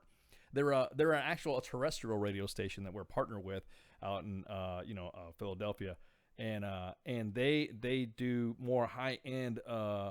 I say more refined. I know Jim doesn't like me saying that, but he talks to like the president of the VFW or the secretary of the VA. Those type of audiences, and so he's now saying, hey, wait, there's a new Sharkies. He's a bragger too. So go ahead. Yeah. Nah, it turns out that I didn't exactly know what Sharkies. Look, I've seen the meme. I've seen this. It turns out Sharkies is not the type of establishment I would go to. Is what I'm finding out here. It's a gentleman's club. It is a strip club. There, I'll be that. I'll speak paratrooper for you. It's a strip joint, and it was closed down. There had several raids for prostitution and drug use, and it was shut down and it was put off limits by the installation. Well, they closed down, and then there's a meme out that just said that it's reopening again, and they're actually throwing a meme. I'm not pumping them for advertising. I'm just saying that the Joes want to know, because is this, this is an honest question. They want to know if they're going to get hemmed up if they go to the new Sharkies. Okay, if you want the answer to that, yes, give us time to look into it. because time to look into it. Because it's check Twitter tomorrow. Yeah. Okay. Good. The grand opening's tomorrow, I think. So the grand reopening is tomorrow night. They're hiring too. So there's gonna be a ribbon cutting. Is the mayor gonna be there? We don't know. We don't want any cutting going involved, or else it'll be off limits. Sir, I've got a serious question for you though. Yeah. So circling back to the Hall of Fame thing, my question is, one, how did you decide on 21 for the initial class, and then what prompted or what discussions happened to limit each class after that to 5? So that's a good question. So this happened very fast. This all happened very fast, and we knew we had to make it happen fast. So we tried to identify what the right number was, and first we said every brigade, what was it? Yeah, every brigade command team would nominate 4, and they would get 2. They would get 2 in. Okay. And then we looked at it. We realized, there's got to be some automatics. Like Gavin and Ridgway, you don't vote on them. They basically are the 82nd Airborne to the outside world. So Gavin and Ridgway have to be in. Alvin York has to be in. And then we realized, the only way to make it equitable is the only obvious thing to do is you take the 7 Medal of Honor recipients from the division history, and they're automatically in. Right. The 7 Medal of Honors. Then you take the 3 legendary commanders, Gavin, Ridgway, and Lindsay. If you don't know, Lindsay commanded the division in the 80s, and he revolutionized the idea of the Global Response Force, which really kept the division relevant during the Cold War. Mm-hmm. So, and if you read up about General James Lindsay, he's done some serious stuff too, in addition to his time here. But and then so beyond that, we allowed each brigade to make nominations. The nominations went before a panel. The panel was 6 or 7 senior leaders here in the division headquarters. I was not a voting member. I was basically just an administrator of all this. Mm-hmm. And then once they were voted on, it was 7. You had to have 4 yes votes out of the 7 to make it to All-American 6, and then All-American 6 rendered the final decision. And what remained out of that was the 7 that I said, plus the 3 commanders, plus 11 more. So that's what made it out of that process. Okay. I think a grand total of 20 packets went through the voting process, and 11 basically survived that process and survived All American 6 and are going to get voted in, plus the 12. No, 11 plus 10. I'm sorry, 11 plus the 10. Right. Okay. So and you came to the 5. So in the future, will the 5 that make it into the the 82nd Hall of Fame here, will they follow that same nomination process and vetting process, and then ultimately decided by All American 6? Yeah, that's exactly right. Is that inputs will come in from the alumni, from the association, the regiments. Ultimately, they'll come into the brigade commanders and brigade command sergeant majors who are not voting members. They can only introduce, their vote is that they introduce new names. Okay. And then each year, the voting members decide on packets. Whatever makes it out of that packet, whether it's 20 packets, 30 packets, goes up to All American 6, and 5 can make it in every year. So All American 6 is whittling down like 20 packets to 5 honorees, I guess. Potentially, yeah. But I mean, however many make it through that process. Potentially, Okay. it's that many. So, you think about our history, and you think about all the different names that have come through here. World War II. You think about Vietnam. Right now, we've only got one from Vietnam. Conde Falcon. Yeah, Conde Falcon's going in. Is that you? Is that you getting the Sharkies is legal? Is that the word? No. I'm hanging up this one. So I'm getting calls at 9:45 at work. That's awesome. So look, what are we talking about? We're talking about Hall of Fame. Hall of Fame. I'm sorry, man, go ahead.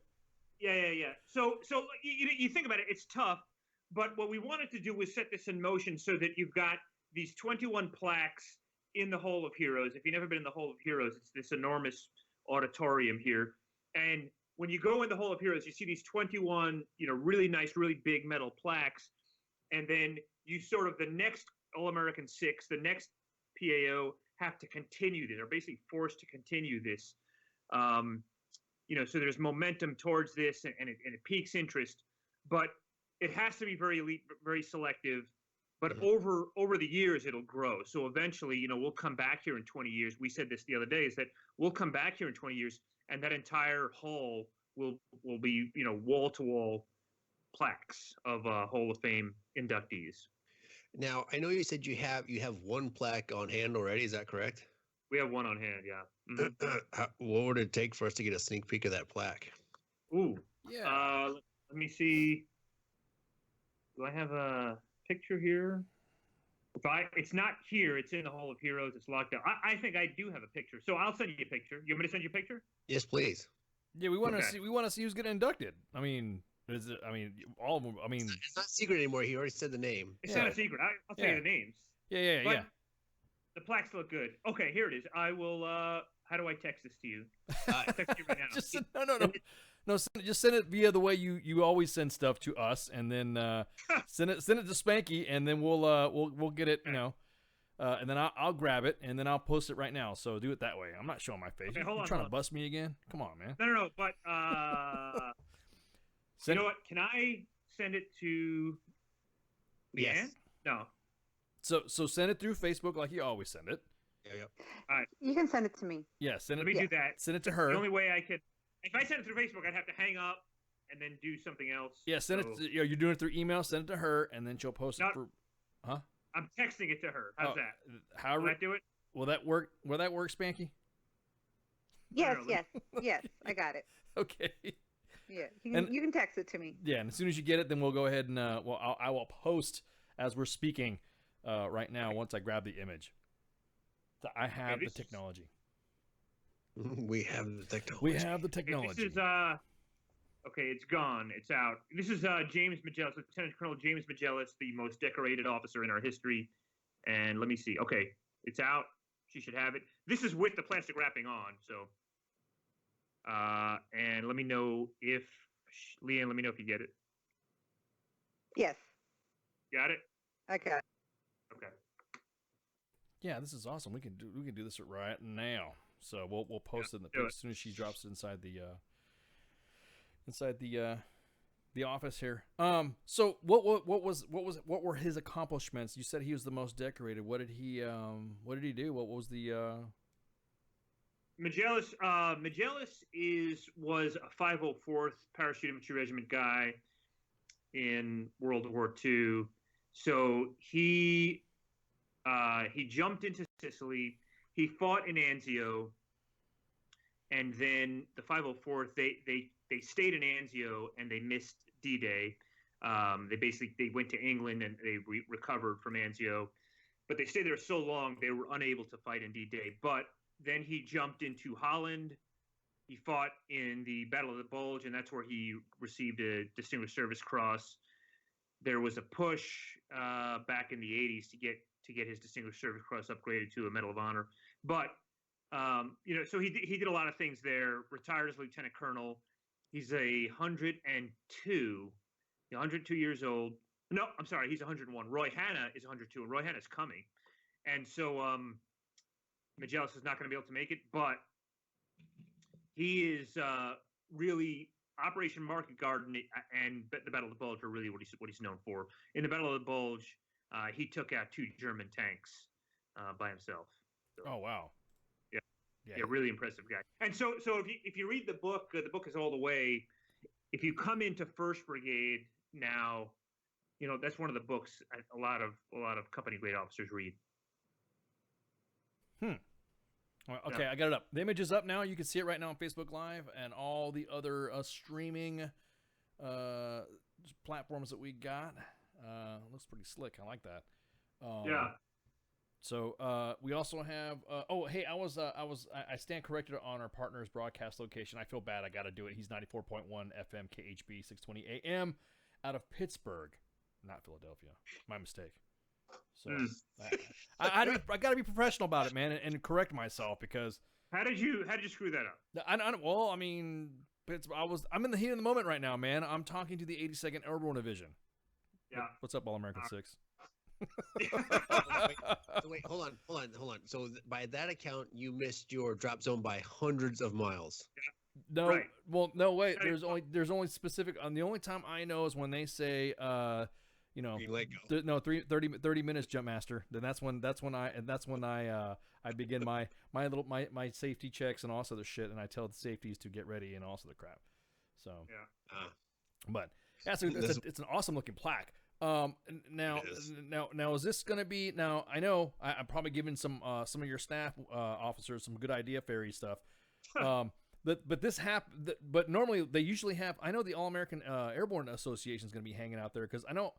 See, All American Fremont. My uncle was in the 82nd. He was a medic, and then so my dad would come out, back in the day, and we would make this like our a family tradition. So the All American Association would have like a dinner. Are they still doing that? Still? Are they still? Yeah, they are doing it. They're doing. So there's each regiment is having a luncheon on what day? On Wednesday, the Wednesday of All American Week. All the regiments are having. Tuesday of All American Week. But the association dinner is for the association folks. It's sort of the final. It's the finale. It's Thursday night. Iron Mike Conference Center. I went last year for the first time. It was a really good time. What's the conference? What's that Iron Mike Conference Center? What's that? Iron Mike Conference Center here in Fort Bragg, basically an enormous conference center in Fort Bragg. So it's Thursday night, and last year General Carilla and Commander Major Green. This year, General Carilla and Commander Major Ferrucci will do a State of the Division sort of briefing. It's relatively informal, but they'll have some images that support the ideas behind what we're doing. Tell the association, here's what your division is doing today. And so that's a big highlight. As you would imagine, the All American Chorus performs, the band performs. Then the association gives their awards. It's the association's event. That piece is the association's event. And so they have some members coming into the Hall of Fame ceremony And really, one thing that's kind of cool is that Richard Conde Falcon, our only Vietnam War Medal of Honor recipient, he was killed in the Vietnam War. There are two folks that were with him that day on that mission that are going to be here. One of them, Pete Watkins, his RTO, who's on that mission. So they're going to be here. They're going to sit there in the Hall of Fame. And Conde Falcon's sister is going to receive the certificate for it on his behalf. Oh, awesome! That's awesome. Yeah, yeah. Now, are you guys still doing the? I'm just reminiscing from the good old days at my time. Are they still having the barbecue and meet and greet at McKellar's Lodge? So yeah, so they'll be each regiment is doing that with their brigade on their own. It's all those are happening Tuesday afternoon, Tuesday at 11:30, but they're happening in different places. So the 504th with Devil Brigade is happening on Devil Field. The 325 Falcon Brigade, Falcon Field. I do not know at this time where Panther Brigade is. I imagine it's probably right there in Panther Brigade's area. So those regiments are happening with their brigade. Those are more brigade-run events this year. Gotcha. Okay. Wow, Yeah. that's crazy. And I'm just seeing how much everything's changed already, and just the whole. Oh, wait, you guys just had clean sweep. You guys still do clean sweep before All American Week, though, right? Yeah, of course. Yeah. Well, I mean, if you think we didn't do clean sweep, check our Facebook comments today. No, it's okay because we got videos. Yeah. Yes, we sure. did. I'm sure. We're like, the thing is, like, we're trying. The thing is, like, we're trying to hype this up, and I get it. Okay, it's probably like a little obnoxious. Like if you're looking at our Facebook, it's like, give me a break. But we're trying to hype it up, like, oh, America's gonna be the coolest thing, and then all these paratroopers are like, F you, we're doing clean sweep right now, and what do you know? And so, we don't delete them. We let that stuff sort of sit. Sometimes we go back and forth, but yeah, we're very well aware that clean sweep is happening right now. Now, a lot of it too is I think you guys have, I don't know, it just seems like you guys, maybe it's the command climate, but it's normally we're getting a lot of the Jenner Kurilla, and then you guys aren't really too bad on the social media. Like you'll post something up that we wouldn't even expect. I'm telling you, that Kool-Aid video that you did, yeah, that right there, I think would have gotten other commands, and I'm because me, we bash, and I want to say we bash everybody, but we don't, we pull no punches on anybody. But any other command probably would have been relieved, or you had been fired if you were their PAO, doing the drink the Kool-Aid one, the drink the Kool-Aid skit. We were laughing because we were like, what's the hell's going on with the 82nd? They're human. They have a sense of humor. Is this something new that we're going to expect out of how leadership is throughout the Army? Because I know some of these guys are going to rotate out. Are you seeing this within the division staff? A lot of the officers having a different mentality when it comes to social media. Well, we have, we have to take on, any organization takes on the personality of the command. And General Kurilla, like I said, he is a paratrooper. He does have that, he does appreciate paratrooper humor, and he is. I don't want to talk too much about him because he doesn't really like being talked about, but he connects with people through his humor. I think that is he's very effective with that. We try to carry that sense. We try to be. He lets us be very creative. He lets us get closer to the line, I think, than some other folks are allowed to get, and I think that is done the organization good because ultimately it's about promoting the culture, Of course. Yeah, good units do two things. They have great leaders and they have a great culture. And so we like to think that we're part of the culture part. We're part of the perception, the legacy.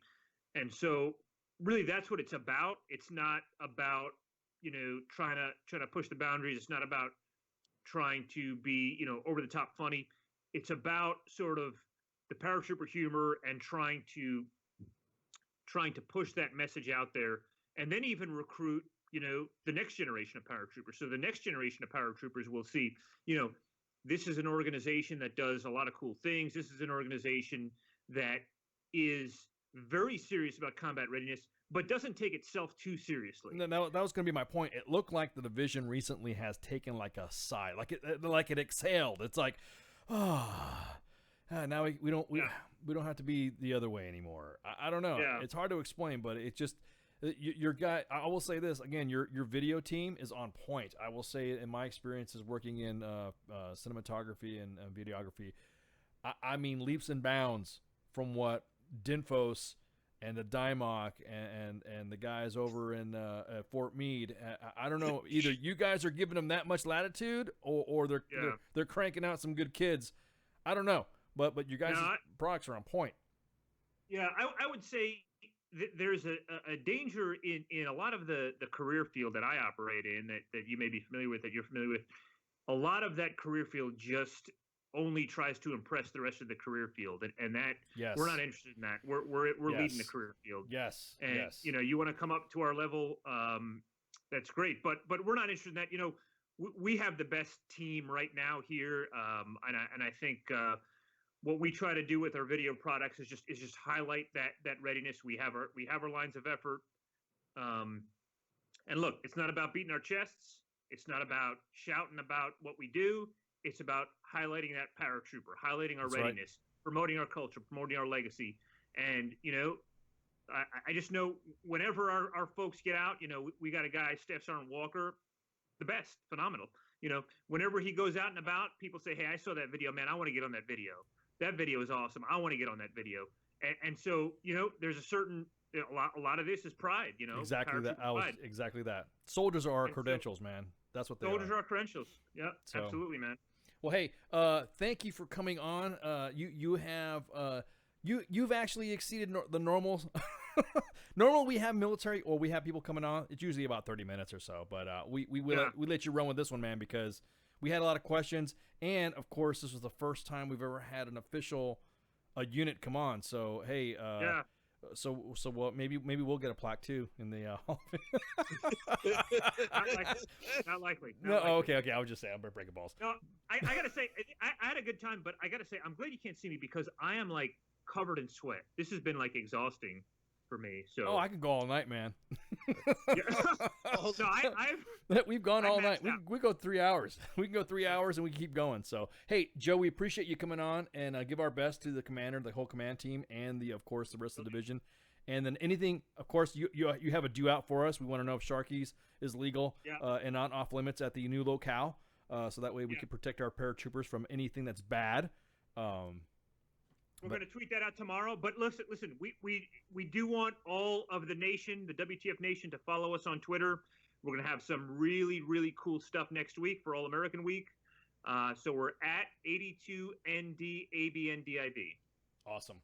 All right, Joe. Hey, thanks for coming on. All right, thanks, guys. All really right. appreciate it. Yep. Have a good one. Yep. Thank you, sir.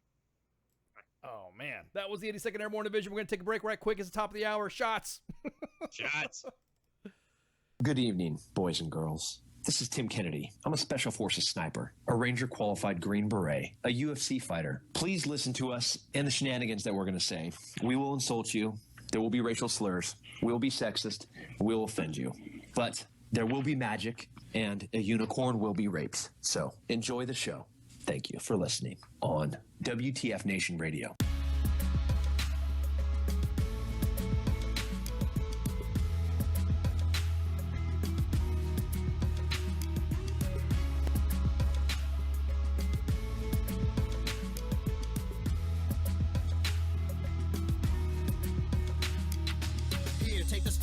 Tell me what it is to see when you look at me deep into the photography. I don't really need your sympathy, just tell me your thoughts. Have I got what they got, and is it a plot done for naught? Am I not like you because I do what I do? Who knew that I could lose a few of you cause I bleed blue? But it's true, I know cause I see it every day as I work and I sleep the day away. Like you I have pain and like you I have fear. Can I pay all of the bills and still make it through the year while I make it home alive? Should I pray to the sky every day and every night? Will I hold you by my side? But in the public eye I don't even have a heart. A robot of the system moving only when I'm told to start. Rip apart my art, I'm strong like a flower blooming. You got it all wrong, I know I'm breathe, I breathe. And like you see, I see. And like you need, I need. And like you bleed, I bleed. Don't treat me like an object, I'm tested and proven. Mind, heart, and soul, I'll always be a human. Like you breathe, I breathe. And like you see, I see. And like you need, I need. And like you bleed, I bleed. Don't treat me like an object, I'm tested and proven. Mind, heart, and soul, I'll always be a human. Call me a vet like a soldier. Green Beret, 21 gun salute, don't wanna see today. In the constant war zone, in the home of the brave, where they hate the police until they saving the day. I got kids like you, a mortgage like you, so blue lives matter, and so does yours too. All this separation and divide, open your eyes. If you cut us all open, we the same inside. The only difference is I run to the gunfight. Your peace when it's chaos, when the people don't act right. But I'm under scrutiny for trying to protect me. You pull a pistol and I'm shooting for trying to contest me. I got a quick second to make a deadly decision. The media betrayed me like a kid for a living, like I'm cold with no heart, a brain with no thoughts, a body with no feeling, a life with no cause. Like you breathe, I breathe, and like you see, I see, and like you need, I need, and like you bleed, I bleed. Don't treat me like an object, I'm tested and proven. Mind, heart, and soul, I'll always be a human. Like you breathe, I breathe, and like you see, I see, and like you need, I need, and like you bleed, I bleed. Don't treat me like an object, I'm tested and proven. Mind, heart, and soul, I'll always be a human. I'm damned if I do, and damned if I don't. It's like every single time I say what's on my mind, they go for my throat, they spew evil words. If you are absurd, always grinding, grinning, and killing my soul with these verbs. Hold me down, like I can't gasp for air. I'm closed inside of a box, like I'm inside Fort Knox. Every time that I'm there, I don't know why they think that I'm different from you. All that's true is I'm a like you breathe, I breathe, and like you see, I see, and like you need, I need, and like you bleed, I bleed. Don't treat me like an object, I'm tested and proven. Mind, heart, and soul, I'll always be a human. Like you breathe, I breathe, and like you see, I see, and like you need, I need, and like you bleed, I bleed. Don't treat me like an object, I'm tested and proven. Mind, heart, and soul, I'll always be a human. Like you breathe, I breathe, and like you see, I see, and like you need, I need, and like you bleed, I bleed. Don't treat me like an object, I'm tested and proven. Mind, heart, and soul, I'll always be a human. Like you breathe, I breathe, and like you see, I see, and like you need, I need, and like you bleed, I bleed. Don't treat me like an object, I'm tested and proven. Mind, heart, and soul, I'll always be a human.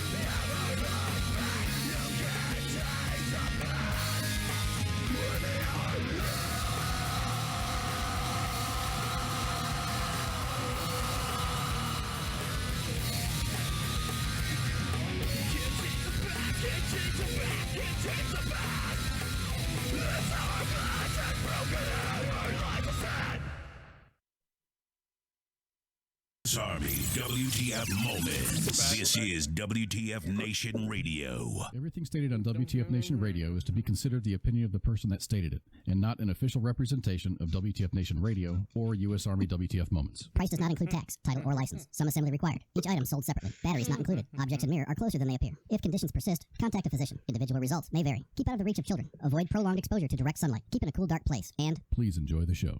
Shots. Oh, man, I'm shotting right now. Woo! Man, let me get a drink right here. Oh, man, Knob Creek, son. Woo! I didn't know if I was supposed to stand at parade rest or in a position of attention, or keep my hands out of my pocket, or go run to my room and grab my, man. Well, if I'm co-hosting with you, hands out of the pocket for sure, because that was like my only real pet peeve I've ever had. That's the one that drove me nuts. Hands in pockets? Hands in pockets. For some reason, that's the one I didn't care for. I could care less about a lot of other shit, but man, hands in pockets just drove me nuts. Really? And I don't know why. Yeah. Yeah. Just breaking balls. Really? Like, no. Okay. Walk on the grass, do whatever. Fucking don't put your hands in don't stand around with your hands in your pockets. Really? Yeah. Really?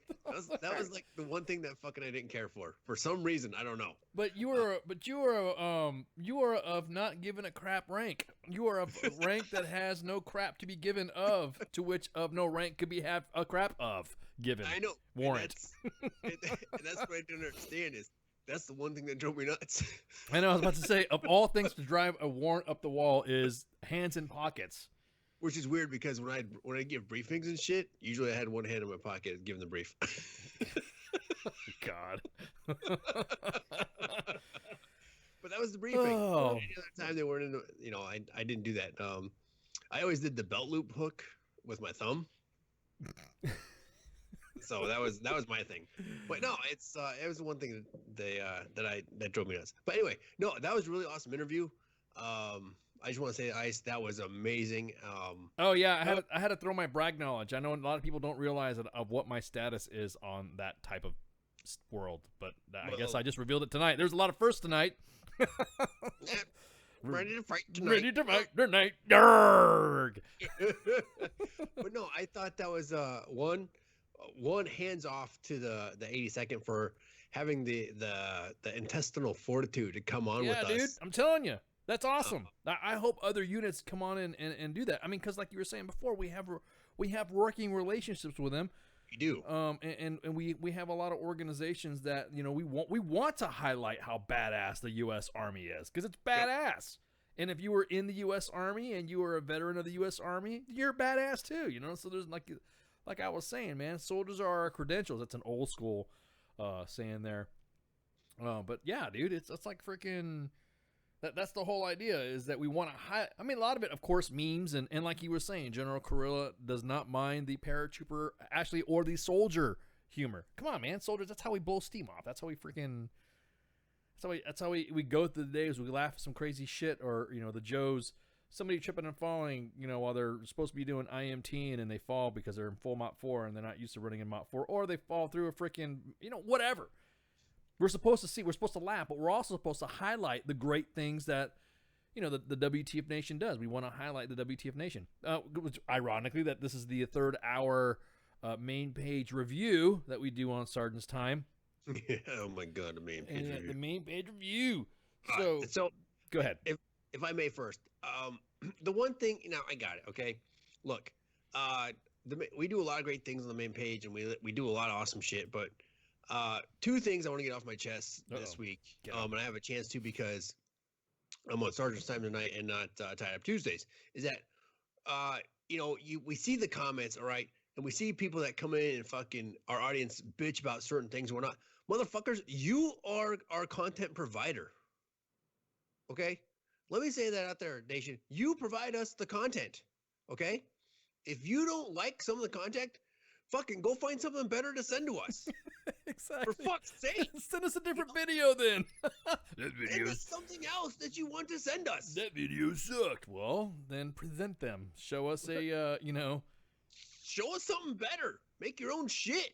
But for fucking A, don't bitch about it when you guys are responsible for our content.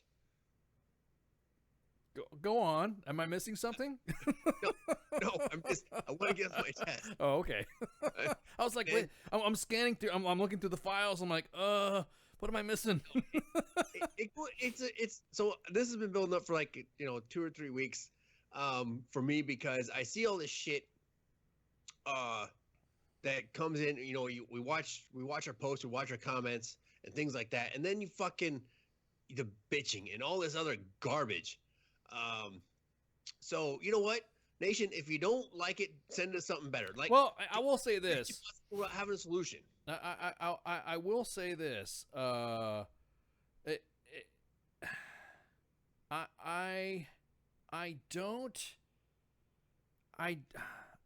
starting to see something now every time there's something posted on either of our media that we have. Mm-hmm. There's always that someone that, that joke, what we say, you must be the life of parties, because there is always somebody, always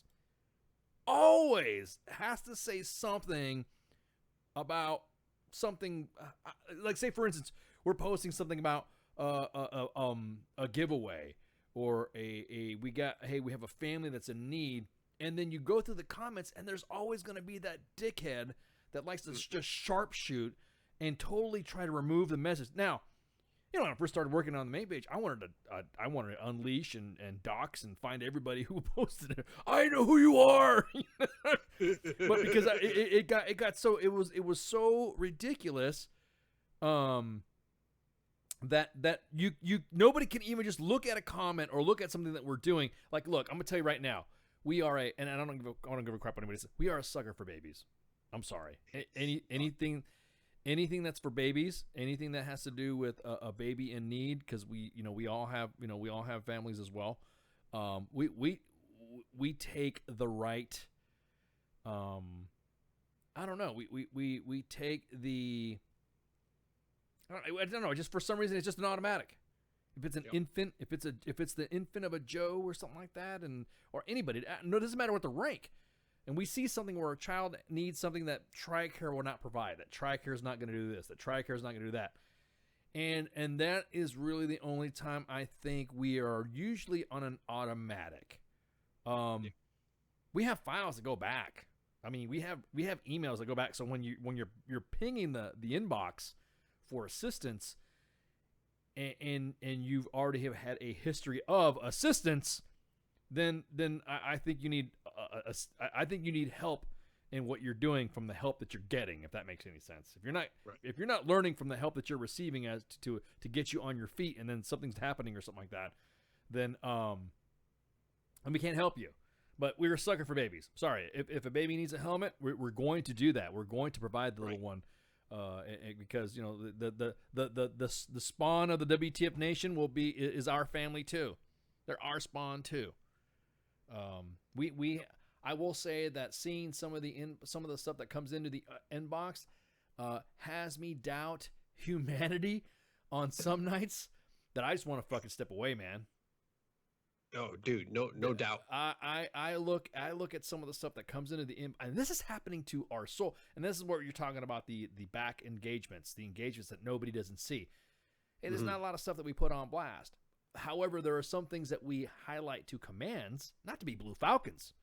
See, that's the thing. If you think we're a Blue Falcon for helping somebody because you failed in your leadership, that's where I have an issue. Oh, you just being a Blue Falcon. Wait a minute, dude. This guy's like freaking, whatever. You know what I mean? It's just one of those things where why are you being so down on somebody who needs something for their kid, that TRICARE, and you don't know the story.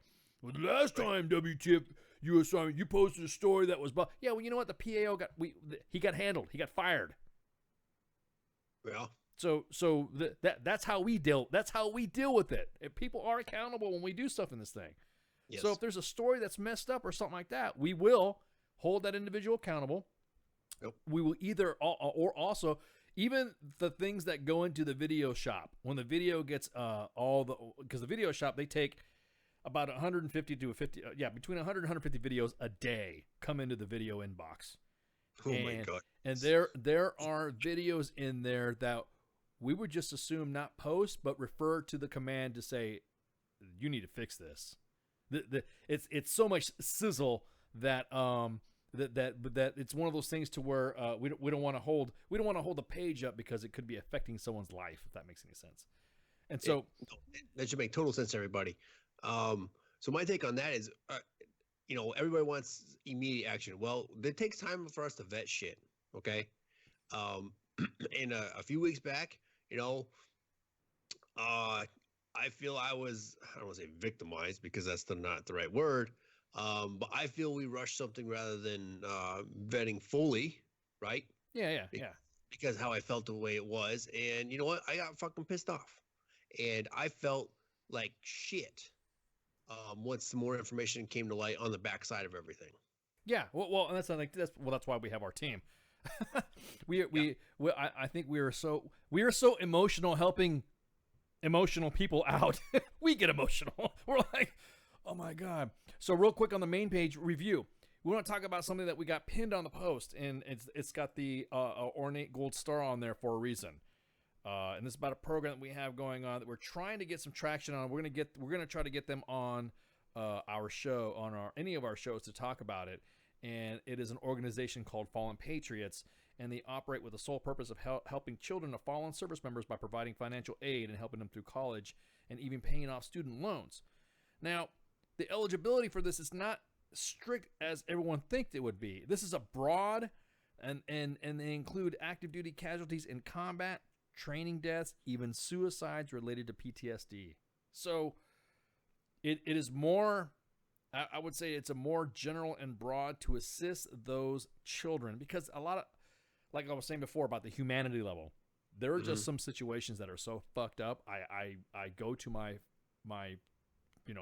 my family and hug all my ex-wives and my kids and I feel like I'm holy. Oh my God. I feel I'm not going to complain about life. You know what I mean? Yeah. There is nothing for me to complain about when I see what these individuals are going through in the inbox. So when it comes to something like this, you best believe it's going to get posted.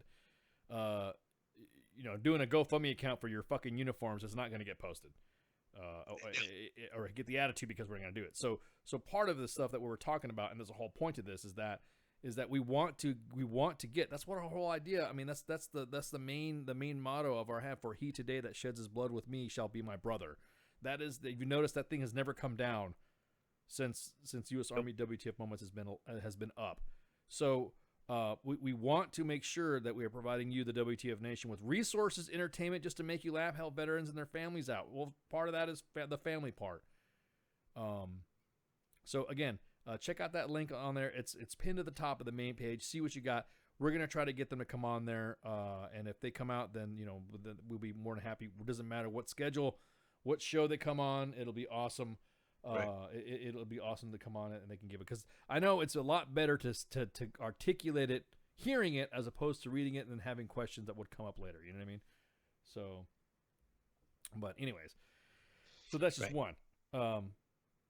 But you were saying about the vetting. There, you're right. There has been some stuff that we have looked at and said, oh yeah, and like you said, we were trying to go with our gut, and we have been burned sometimes. Yep. So, and it's a shitty feeling. It is. Yeah. Because you had genuine intent, right? You felt like, oh man, this sucks, and then all of a sudden you realize that you got burned, and the next thing you know. So to share that most recent one, right? Go for it.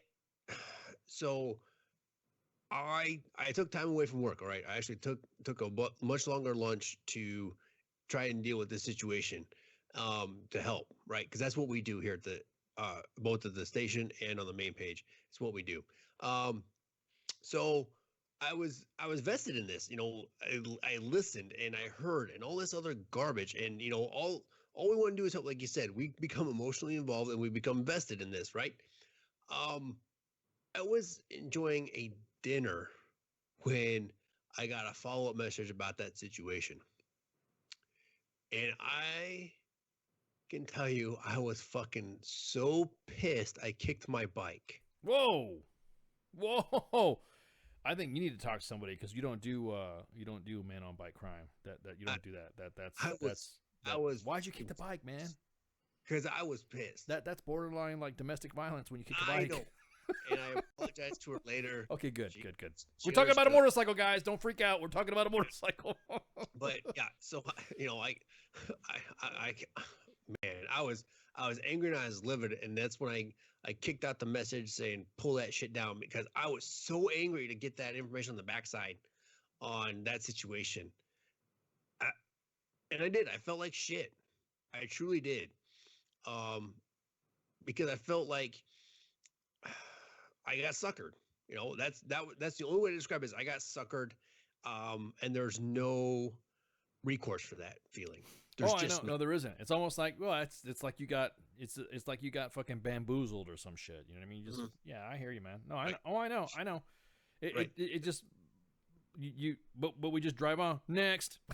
You know what I mean? It's and the takeaway from that though is the other organization that provided that info, you know, a great conversation with them that and they are fans of us and what we do, totally fans of us of what we do.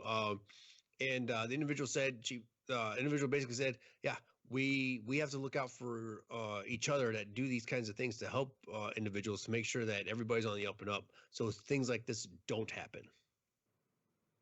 And I couldn't agree with that individual more.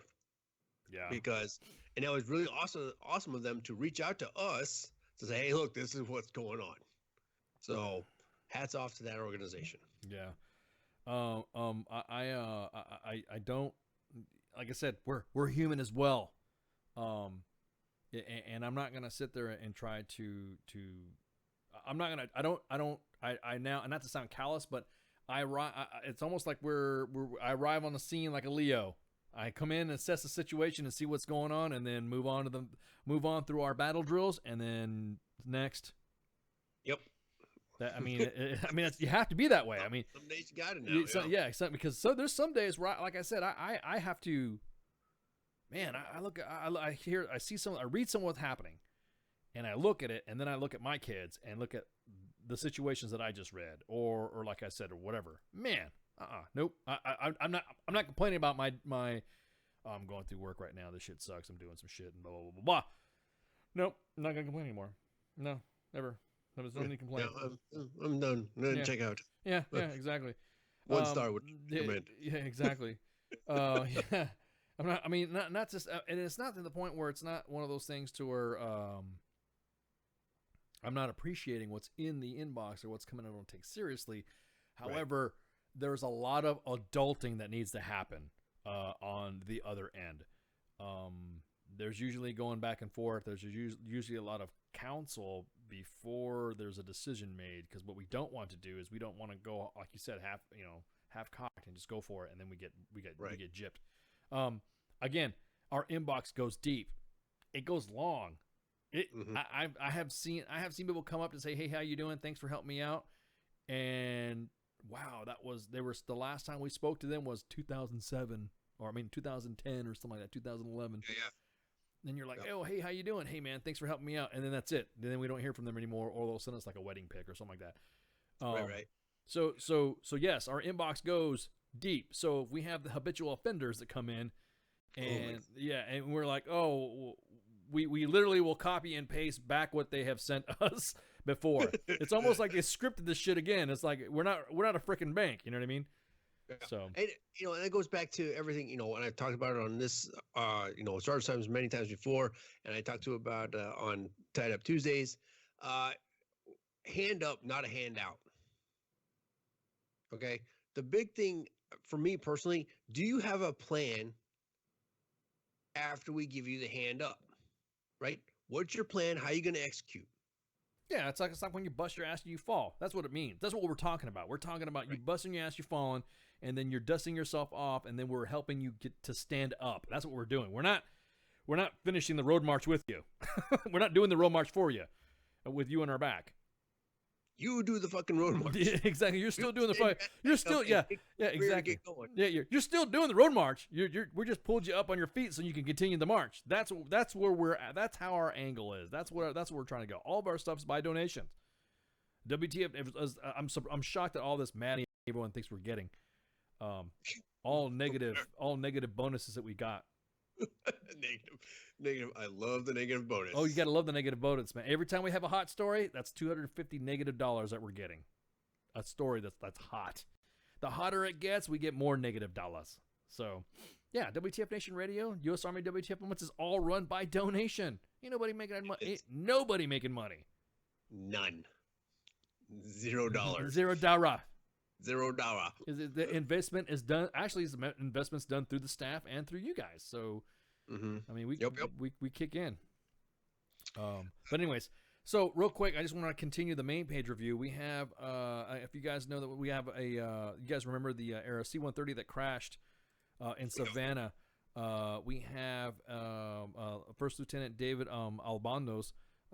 He was the co-pilot of the C-130 that crashed in Savannah and died along with 8 others of his, members of the Puerto Rican National Guard. He's survived by his wife, daughter, and mother, and his brother, and family requests privacy, of course, during this difficult time. His body will arrive in his remains will arrive in Huntsville, Alabama airport Friday, 18 May at approximately 16:30. The Patriot Guard riders will be escorting him to the Legacy Funeral Home on Hughes Road, and the route will be east on Madison Boulevard, turning onto the Hughes Road. Check out the main page; you'll see it right there. The funeral and burial will be on the main page. You'll see any details that we get. So that's pretty much the I don't want to, like I said, we don't want to put any information out other than the fact that you'll see the details as they change. And yes, he was one of the, he perished on the aircraft with everybody else. So I know there's a lot of people that had confusion. The news at the time was getting a lot of information that they should not ever reveal incrementally when it comes to something like that. Yeah, well, it's the news. I mean, come on. Yeah, exactly. So, anyways, what else on the main pages? Real quick, we also have another. I know that it seems we have another request for birthday cards. So check out. We have a first Hunter birthday on June 6th, 74 years after he was pulled off the Normandy-bound D-Day boat. Michigan World War II veteran Ike Fabela has one wish. He's always checking mail. You know, the old timers. Even I conclude myself. I like getting mail. They love the mail. They love mail. It's like, to me, mail is like, I feel like, ooh, I got mail. It's like, a real thing, though. I mean, it's a real tangible thing you can hold. Yeah, exactly. It's not email or something like that, or it's here. Yeah, exactly. So it's something that you go open up, and recently I received some mail, and I was like all happy that I got it. I'm like, you got mail. You know what I mean? It's awesome. So he was born in Texas in 1918 and served in World War II from 1944 to 1946, and went through several locations in Germany and Norway, and saw combat duty and throughout that whole European theater. So always, of course, check the main page for those details. It's going to be Ike Fabela, care of Nick Rogers at P.O. Box 3112, Montrose, Michigan 48457. So I don't know. It's babies and old timers. Yeah, especially from those older generations with the yeah, exactly. So that again, more stuff come out. Hey, the posts of Joe's doing Joe stuff. Hey, we're gonna do it. It's been a while since we had USAREC come on. Cinco de Mayo was the last time USAREC has been on, so we have to update our digital safety board. Well, I mean, on air on radio doesn't count. It's got to be like an actual stuff like that. But oh my god, that's awesome. But yes, and Cinco de Mayo was the last. I think it was like the 6th of May. I think. And anyways, that was the whole action-packed USAREC stuff. Everyone was pissed off that we were going after family. We weren't going after his family. We were not going after General Snow's family or Sergeant Major Stoneberg's family. We were going after the comments that he made about how he feels about their family, how they feel about their families, while recruiters are being told they must come in on specific Saturdays and all this other shit. And that's what we were talking about. So I've already gotten a death threat. Yay! So I mean, come on, bring it. Recruiting. Yeah. I got some weird ass fucking Al Qaeda like video or some shit like that. I'm like, what the hell is this? Somebody was like fucking with me. Hopefully somebody was messing with me because all you made me do was ensure that I had more rounds available. So, yeah, exactly. So, because come at me, bro. I'm serious. That's just like really. You start. When I get threats like that, like, oh, you better do this, you better do that, you better do this, or you better do that, or you better blah, blah, blah. And that's cool. Hey, we're just breaking balls, doing grab ass or something like that. But don't threaten me. Don't sit there and say we will come at you or blah blah blah. Blah. Then I'll be like, oh, well then I got 1 million people that will back me up. So yeah. So anyways, guidons, please take them. Oh my God, the guidon! Holy shit! Lately's been there's been a spate of guidons a lot of guidons being taken. It's awesome. Oh, the best one, and I know we posted a funny haha after it, was the one that was taped to the telephone pole. I like the battalion colors as a cape. I did not see that one. Holy shit! Yeah. There was somebody that sent in their battalion colors. As a cape. As a cape. So to me, I think that's awesome. Obviously, there was not enough streamers on it. Just saying. Well, I think it was an artillery unit or something like that. Well, there you go. There you go. Anyway, They almost made me spit my drink out. Anyways, yeah. So So keep the streamers. Keep the videos coming. The video shop. The WTF. U.S. Army WTF Moment Studios. They're deleting a shitload of vertical film. Yeah. If you're gonna videotape a fight side to side, wide. Yeah, wide. Yeah. Yeah, and due to the fact they said something about some sort of resolution is degraded when they try to do their whatever stuff like that. So they prefer that means if your vertical video made it, it means it was because it was shot probably at a good resolution where the video crew can do whatever with it. But if you don't, and it's crappy, then yeah, keep the vids coming. The last one was the T-Rex running around the training area getting shot at. Well, more than likely, it was probably like I'm up, I'm down, I'm up, I'm down, I'm up. He sees me, I'm down. You know what I mean? It's probably one of those. But it was what? Yeah, exactly. So keep them coming. We haven't seen actually the one we're looking for. Hang on, let me see what videos we're looking for. Mm-hmm. LTs. Oh my God. LTs are rocking. They said there's also they also have a video. I guess they're doing a project with somebody for the 4th of July. So when that happens, and I guess it's going to be like a 4th of July thing. I guess it has to do with aviators and shit like that. So whatever. Nobody likes aviators. Well, come on, they're all right. Just to make sure they're what was that strap pack nuts or pack nuts. Make sure your pack nut your nut. Anyways, make sure your strap pack nuts are not corroding or something like that. Or no, distilled water. Yeah, make sure they're down with distilled water or something like that. So make sure you wash the nuts. Okay, these new razors. How are you guys breaking stuff that you just got issued? I'm seeing these little quad racers, these little quad things. These I guess everyone's like crashing them and stuff like that. I'm just curious to see how do you break that stuff like that? Very careful. Well, I'm saying that I think what they need to do is they need to test things with Joe first before they put it in production. You know what I mean? So yeah, and that's what DARPA is supposed to be doing, right? It's supposed to test all this shit. Yeah, that's what I'm saying. You'd think DARPA would at least give it to a couple of Joes. Yeah, I guarantee. Get Joe to test it. Yeah, okay. Well, we need to put it. Well, what type of Joe? So we got. So if you really want to break it, who would you give it to? I think Fort Hood. I think those guys would be the good. They would be. No. So here's the thing. So you've heard of the MFT concept, right? The what? Multifunction team. Oh yeah.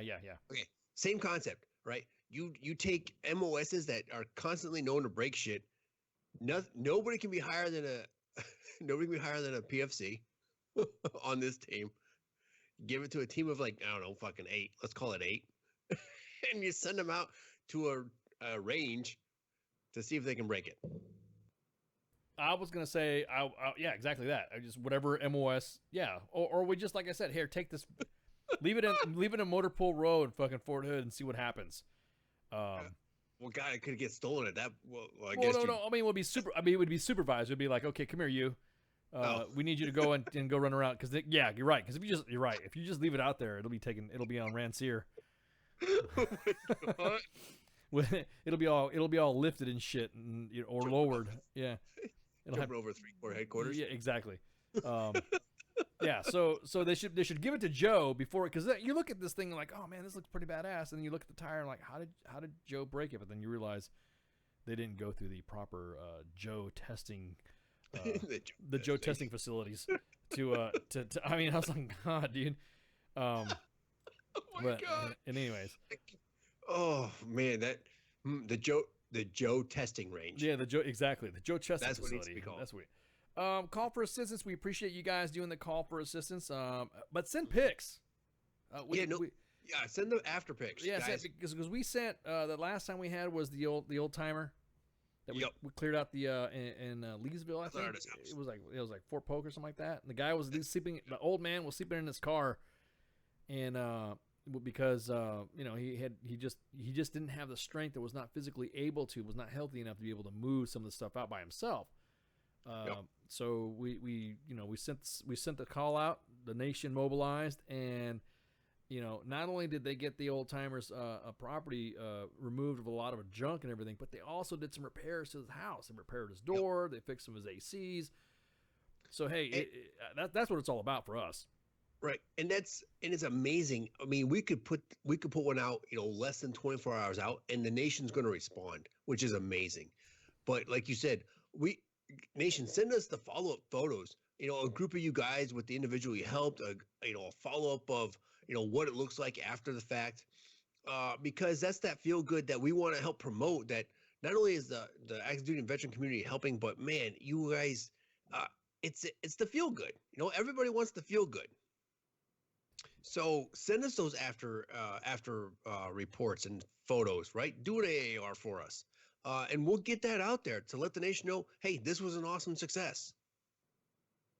Yeah, it is. I mean, we do get like limited photos, but we end up getting a lot of stuff from like the news. And the news will end up taking, I don't want to say it's not about, taking the claim, but they will take the claim from you.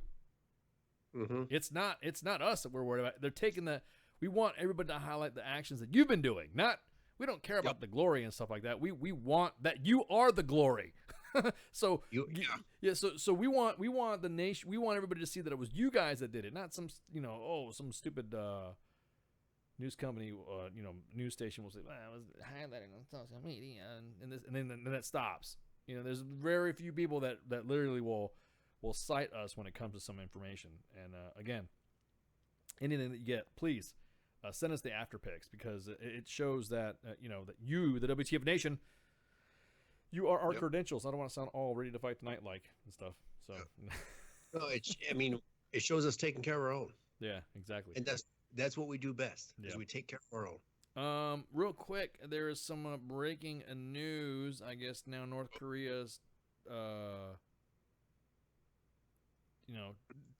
guess freaking. What are they? Hang on, let me look up right quick. Trump offers strong protections if North Korea gives up nukes. That and the fact that there is let's see. There was I guess he said that he wanted to withdraw all of our troops. Oh, whoa. And I think didn't we talk about that might have been one of the things that we might, and it wasn't a complete right. And that's something it's something I kicked around on Tuesday as well. So here's my theory on that is, there's a lot of news articles about it and the elite analysis, or whatever you want to call them, that did all this shit, right?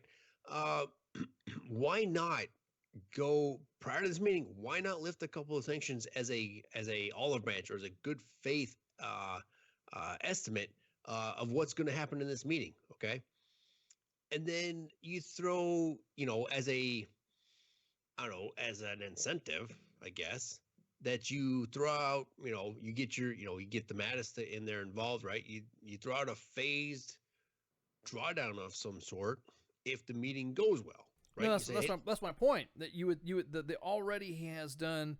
He has already signed. They did like some sign of gesture by sitting down and ending hostilities. I guess the North Korean war, as far as the South Koreans concerned, they've ended hostilities. They considered ending hostilities. I don't think they've actually signed anything yet, though. No, but that's what I'm saying. But they were. I mean, the dude walked across Freedom Village. So to me, that was a big thing. Yeah, no, that's huge. Yeah, and so then of course they released the three American hostage. You would think at that aspect you could say, or would have said, no, that might be in consideration, but we can't just like upend an entire. We've been sitting in our butts along the DMZ for the last 50 years and stuff. We're not gonna be able to move so fast. So how about we do? You know what I mean? Speak buzzword. We were talking about buzzwords earlier. We're gonna say we're gonna do a phase withdrawal. If you know what I mean, it would be one of those things to where we say, hey, look, during this time we're not gonna do. What was it? He was crying about some exercises that were happening. Right. It's was it Full Eagle that they pushed off until recently? Yeah, exactly.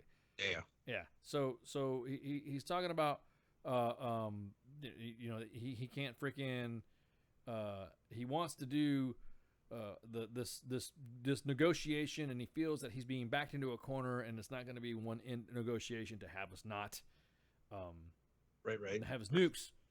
Well, I mean, you can kind of say that I don't know, freaking we're gonna pull our guys out. Yep. Maybe a brigade, or maybe because there's a lot of rotational units to go in there too.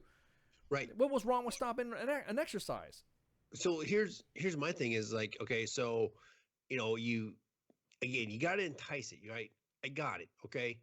They always go back on the thing. Okay, but we will suspend joint exercises with the Rock for the next, I don't know, 90 days. Okay.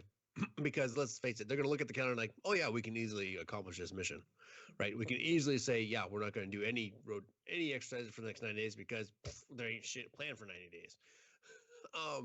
So you look for itty bitty wins, small wins that you can easily accomplish, and entice him to come to the table, right? So you're like, okay, so we won't do any exercises for 9 days, and we will delay the next rotation in, right? So you rotate out, but you don't rotate in for another, 90 days or 180 days, whatever you want to call it, right? Just to get them to the table and see what they're willing to concede. Well, I don't think that. I think other people are speaking for him. Is my thing. We've not. I think because we're all hearing this from individuals that are not. I don't know. They're not freaking. They're not him. It's just me. Armin, right? Yeah. I just think there's some talking heads talking out of their ass, and they're just conveying on the Korean side. I'm not talking about us. Right. But I'm just talking about that they have individuals that are probably speaking out of term, and because so far.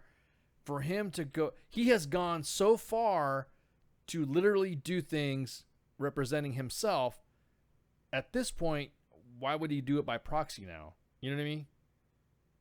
I mean, he's already he's already crossed the border and said that we're going to be doing this. We've already crossed the border and we're going to discuss that. We had this pomp, circumstance, and parade to do this. We've had. I don't know. We've had the 3 hostages released. Right. He has done it. I mean, he has been the face of it. So all of a sudden, we're not hearing anything else but from some staffer. You better take them soldiers out of there. You know, they don't speak with an accent like that, but you know what I'm saying. Well, or it's all been from the KCNC. Yes. So and that's what and I will side with you on that one. Is that it seems really fishy that all this information is only coming from the KCNC. Yeah, exactly. When we've had different delegations and everybody speak about it before. So again, maybe he has a deep state. Maybe that's what he's worried about. Yeah. Well, maybe he's going through a deep state shit. I threw that conspiracy theory out there the other day. Is that so? This meeting is going to happen, right? And either he would instigate it, or somebody, unbeknownst to him, would instigate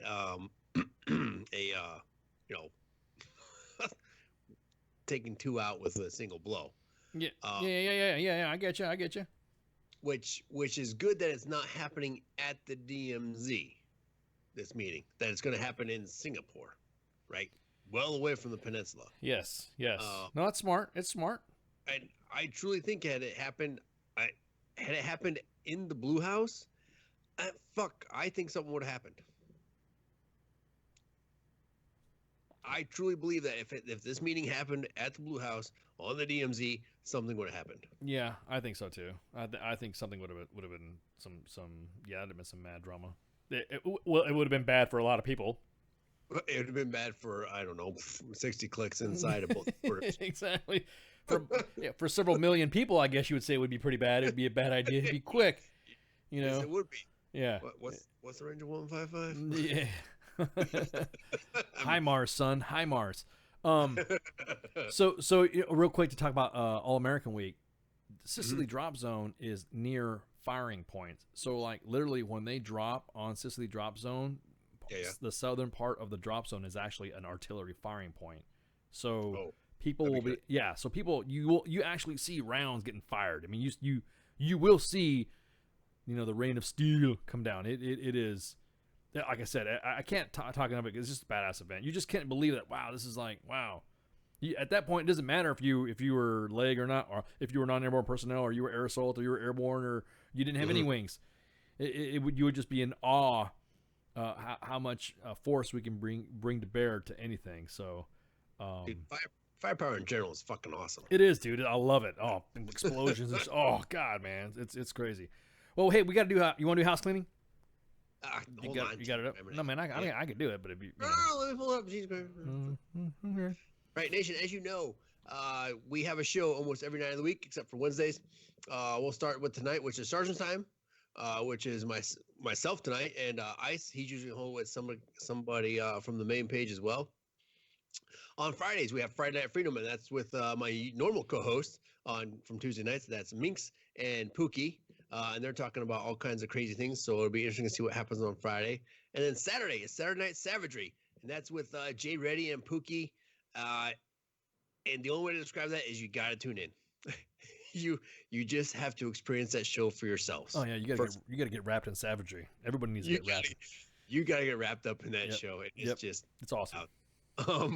And then Sunday is Kicking with Cause. Really great show. Current events affecting active duty and the nation itself. And then we roll into Monday night with Ice. And Flash. Yeah, I was about to say, dude, you forgot our own PAO. I did. I forgot. Ice and Flash, and they're always bringing current events, not just for vets and active duty, but current events as a whole. And I know Flash was fired up the other night. And then it rolls into myself and Minx on Tuesdays with Tied Up Tuesdays, and we're always talking current events. And usually we're piggybacking off of something Ice and Flash covered on Monday, and sometimes we tinfoil has some stuff. And then it's Wednesday, and that's our night off, our Donza Spanky. And we're usually playing games and things like that. And I think we started rebroadcasting the gaming page. Yes. So tune into that every now and then. Yep. Every Wednesday. If we're not doing a webisode, we're doing the games on Wednesday nights. Yep. So pay attention to that. And then currently our only guest is again coming up on Friday. That's Friday Night Freedom with Minx and Pookie, and that's going to be OPSEC Monkey. And he's going to run through latest technology, security, and how to stay safe on the internet. So that's our lineup, ladies and gentlemen, and that's our week. Oh, and every night it's 2000 to 2300. Don't forget to follow us on all the platforms. It's got a .com// in front of it. Yes, we have many platforms. We have many platforms. So we have if you have an Xbox Live, account and you are like to watch or just to chill and listen to the show streaming on Mixer, you can go on your Xbox, go onto Mixer and be able to interact that way. Get on to the WTF Nation Radio channel and you'll see web radio show. We have Twitter. We have Facebook, of course. We have man, did he say he's got a Snapchat too? He 82nd? Yes, man. they have a Snapchat apparently now. I don't even know how that works, but okay. That's just more crap. It's just more crap. It's just more crap, dude. I mean, Jose's already been busting my balls about getting a damn Twitter account. He fiends on that thing like crack. He loves being on that thing. Oh, he loves it. He trolls a lot of people that you would not expect that he would troll. He would just come out and troll them. But yeah, so if it's got a / on it, don't forget we got a podcast that loads up every night on iTunes or Google Play. So this broadcast will be posted in the next 2 to 12 hours. Usually, like I said, by the time you wake up. Before that, it might be up already. You'll be notified on Twitter once it goes up. If you are following us on Twitter at Twitter / WTF Nation Radio, and also you can go to our website. We actually have a normal website. A normal website where you could grab these podcasts if you just want to check out the page, go to contact us, shoot the shit, see what's going on. If you're a veteran, you're going through some sort of veterans transition issues, if you're getting out of the Army and there's some veteran information you need to get, you can hit contact us. We have a veterans representative that can get on there. I'm talking about VA. I'm talking about like a legit VA. This individual will be able to square your way. We don't know who gets to it. We don't know who gets it sent to. We don't know. There is no tracking system to it. The only thing that is verified is to prevent junk mail from happening. It'll ask you if you're a robot or not, and then it'll do your little thingy, and then that's it. It'll go off. That from there, the email transmissions will go back and forth between you and the VA rep, and we have no knowledge. Nor do we get any reports. We don't get anything that says, well, according to this month, we're down on VA request. We don't even do that. We don't do that stuff at all. We don't track that shit. This ain't QTB. I'm serious, man. No, there is no SSDs. HQDA. HQDA. SSDs. Better be up on your SSDs because we will find out if you're not. No. We will find out. Jose will find out. Once Jose finds out, it's going to be hilarious. It'll be all in fun. Anyways, so thanks for joining us tonight. You guys, Spang, you've been quiet. You got anything? Or you're just laughing, enjoying the show, and hanging out? Yeah, I've been busy tonight. I know you've been front desk things. I know you've been front desking like crazy. You're doing kick-ass jobs. So all right. Well, with that then, you all have a good night and shots. Thanks again, 82nd. All the way. Airborne. Everything stated on WTF Nation Radio is to be considered the opinion of the person that stated it, and not an official representation of WTF Nation Radio or U.S. Army WTF Moments. Price does not include tax, title, or license. Some assembly required. Each item sold separately. Batteries not included. Objects in mirror are closer than they appear. If conditions persist, contact a physician. Individual results may vary. Keep out of the reach of children. Avoid prolonged exposure to direct sunlight. Keep in a cool, dark place. And please enjoy the show. Shots.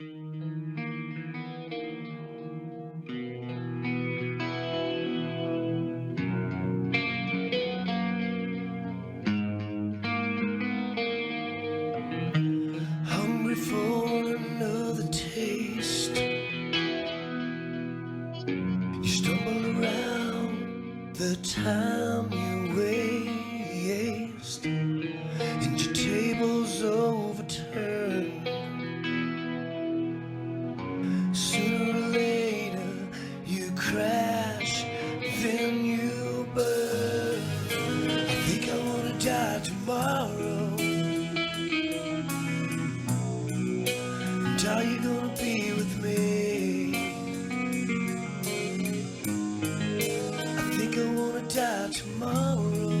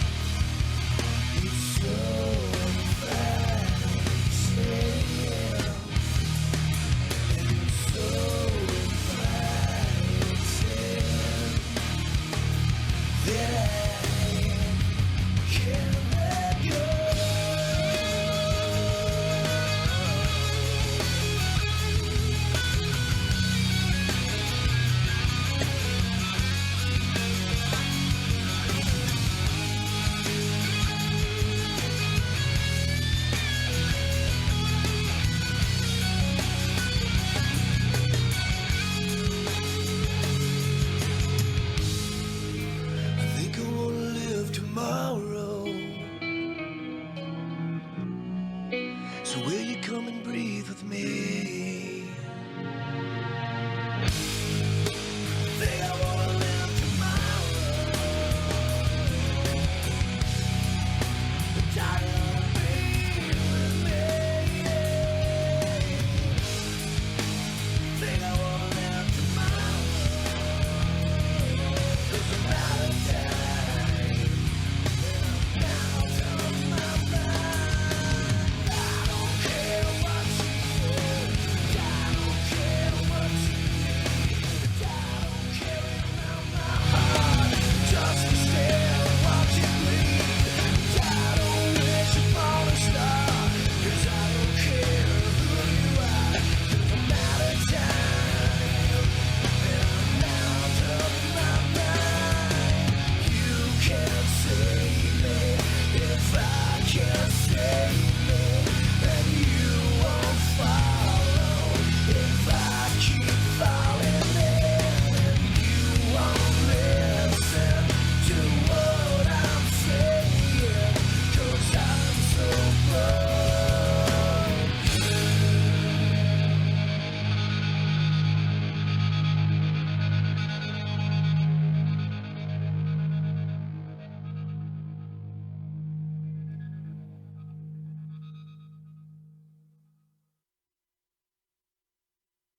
The voice of U.S. Army, WTF Moments. This is WTF Nation Radio.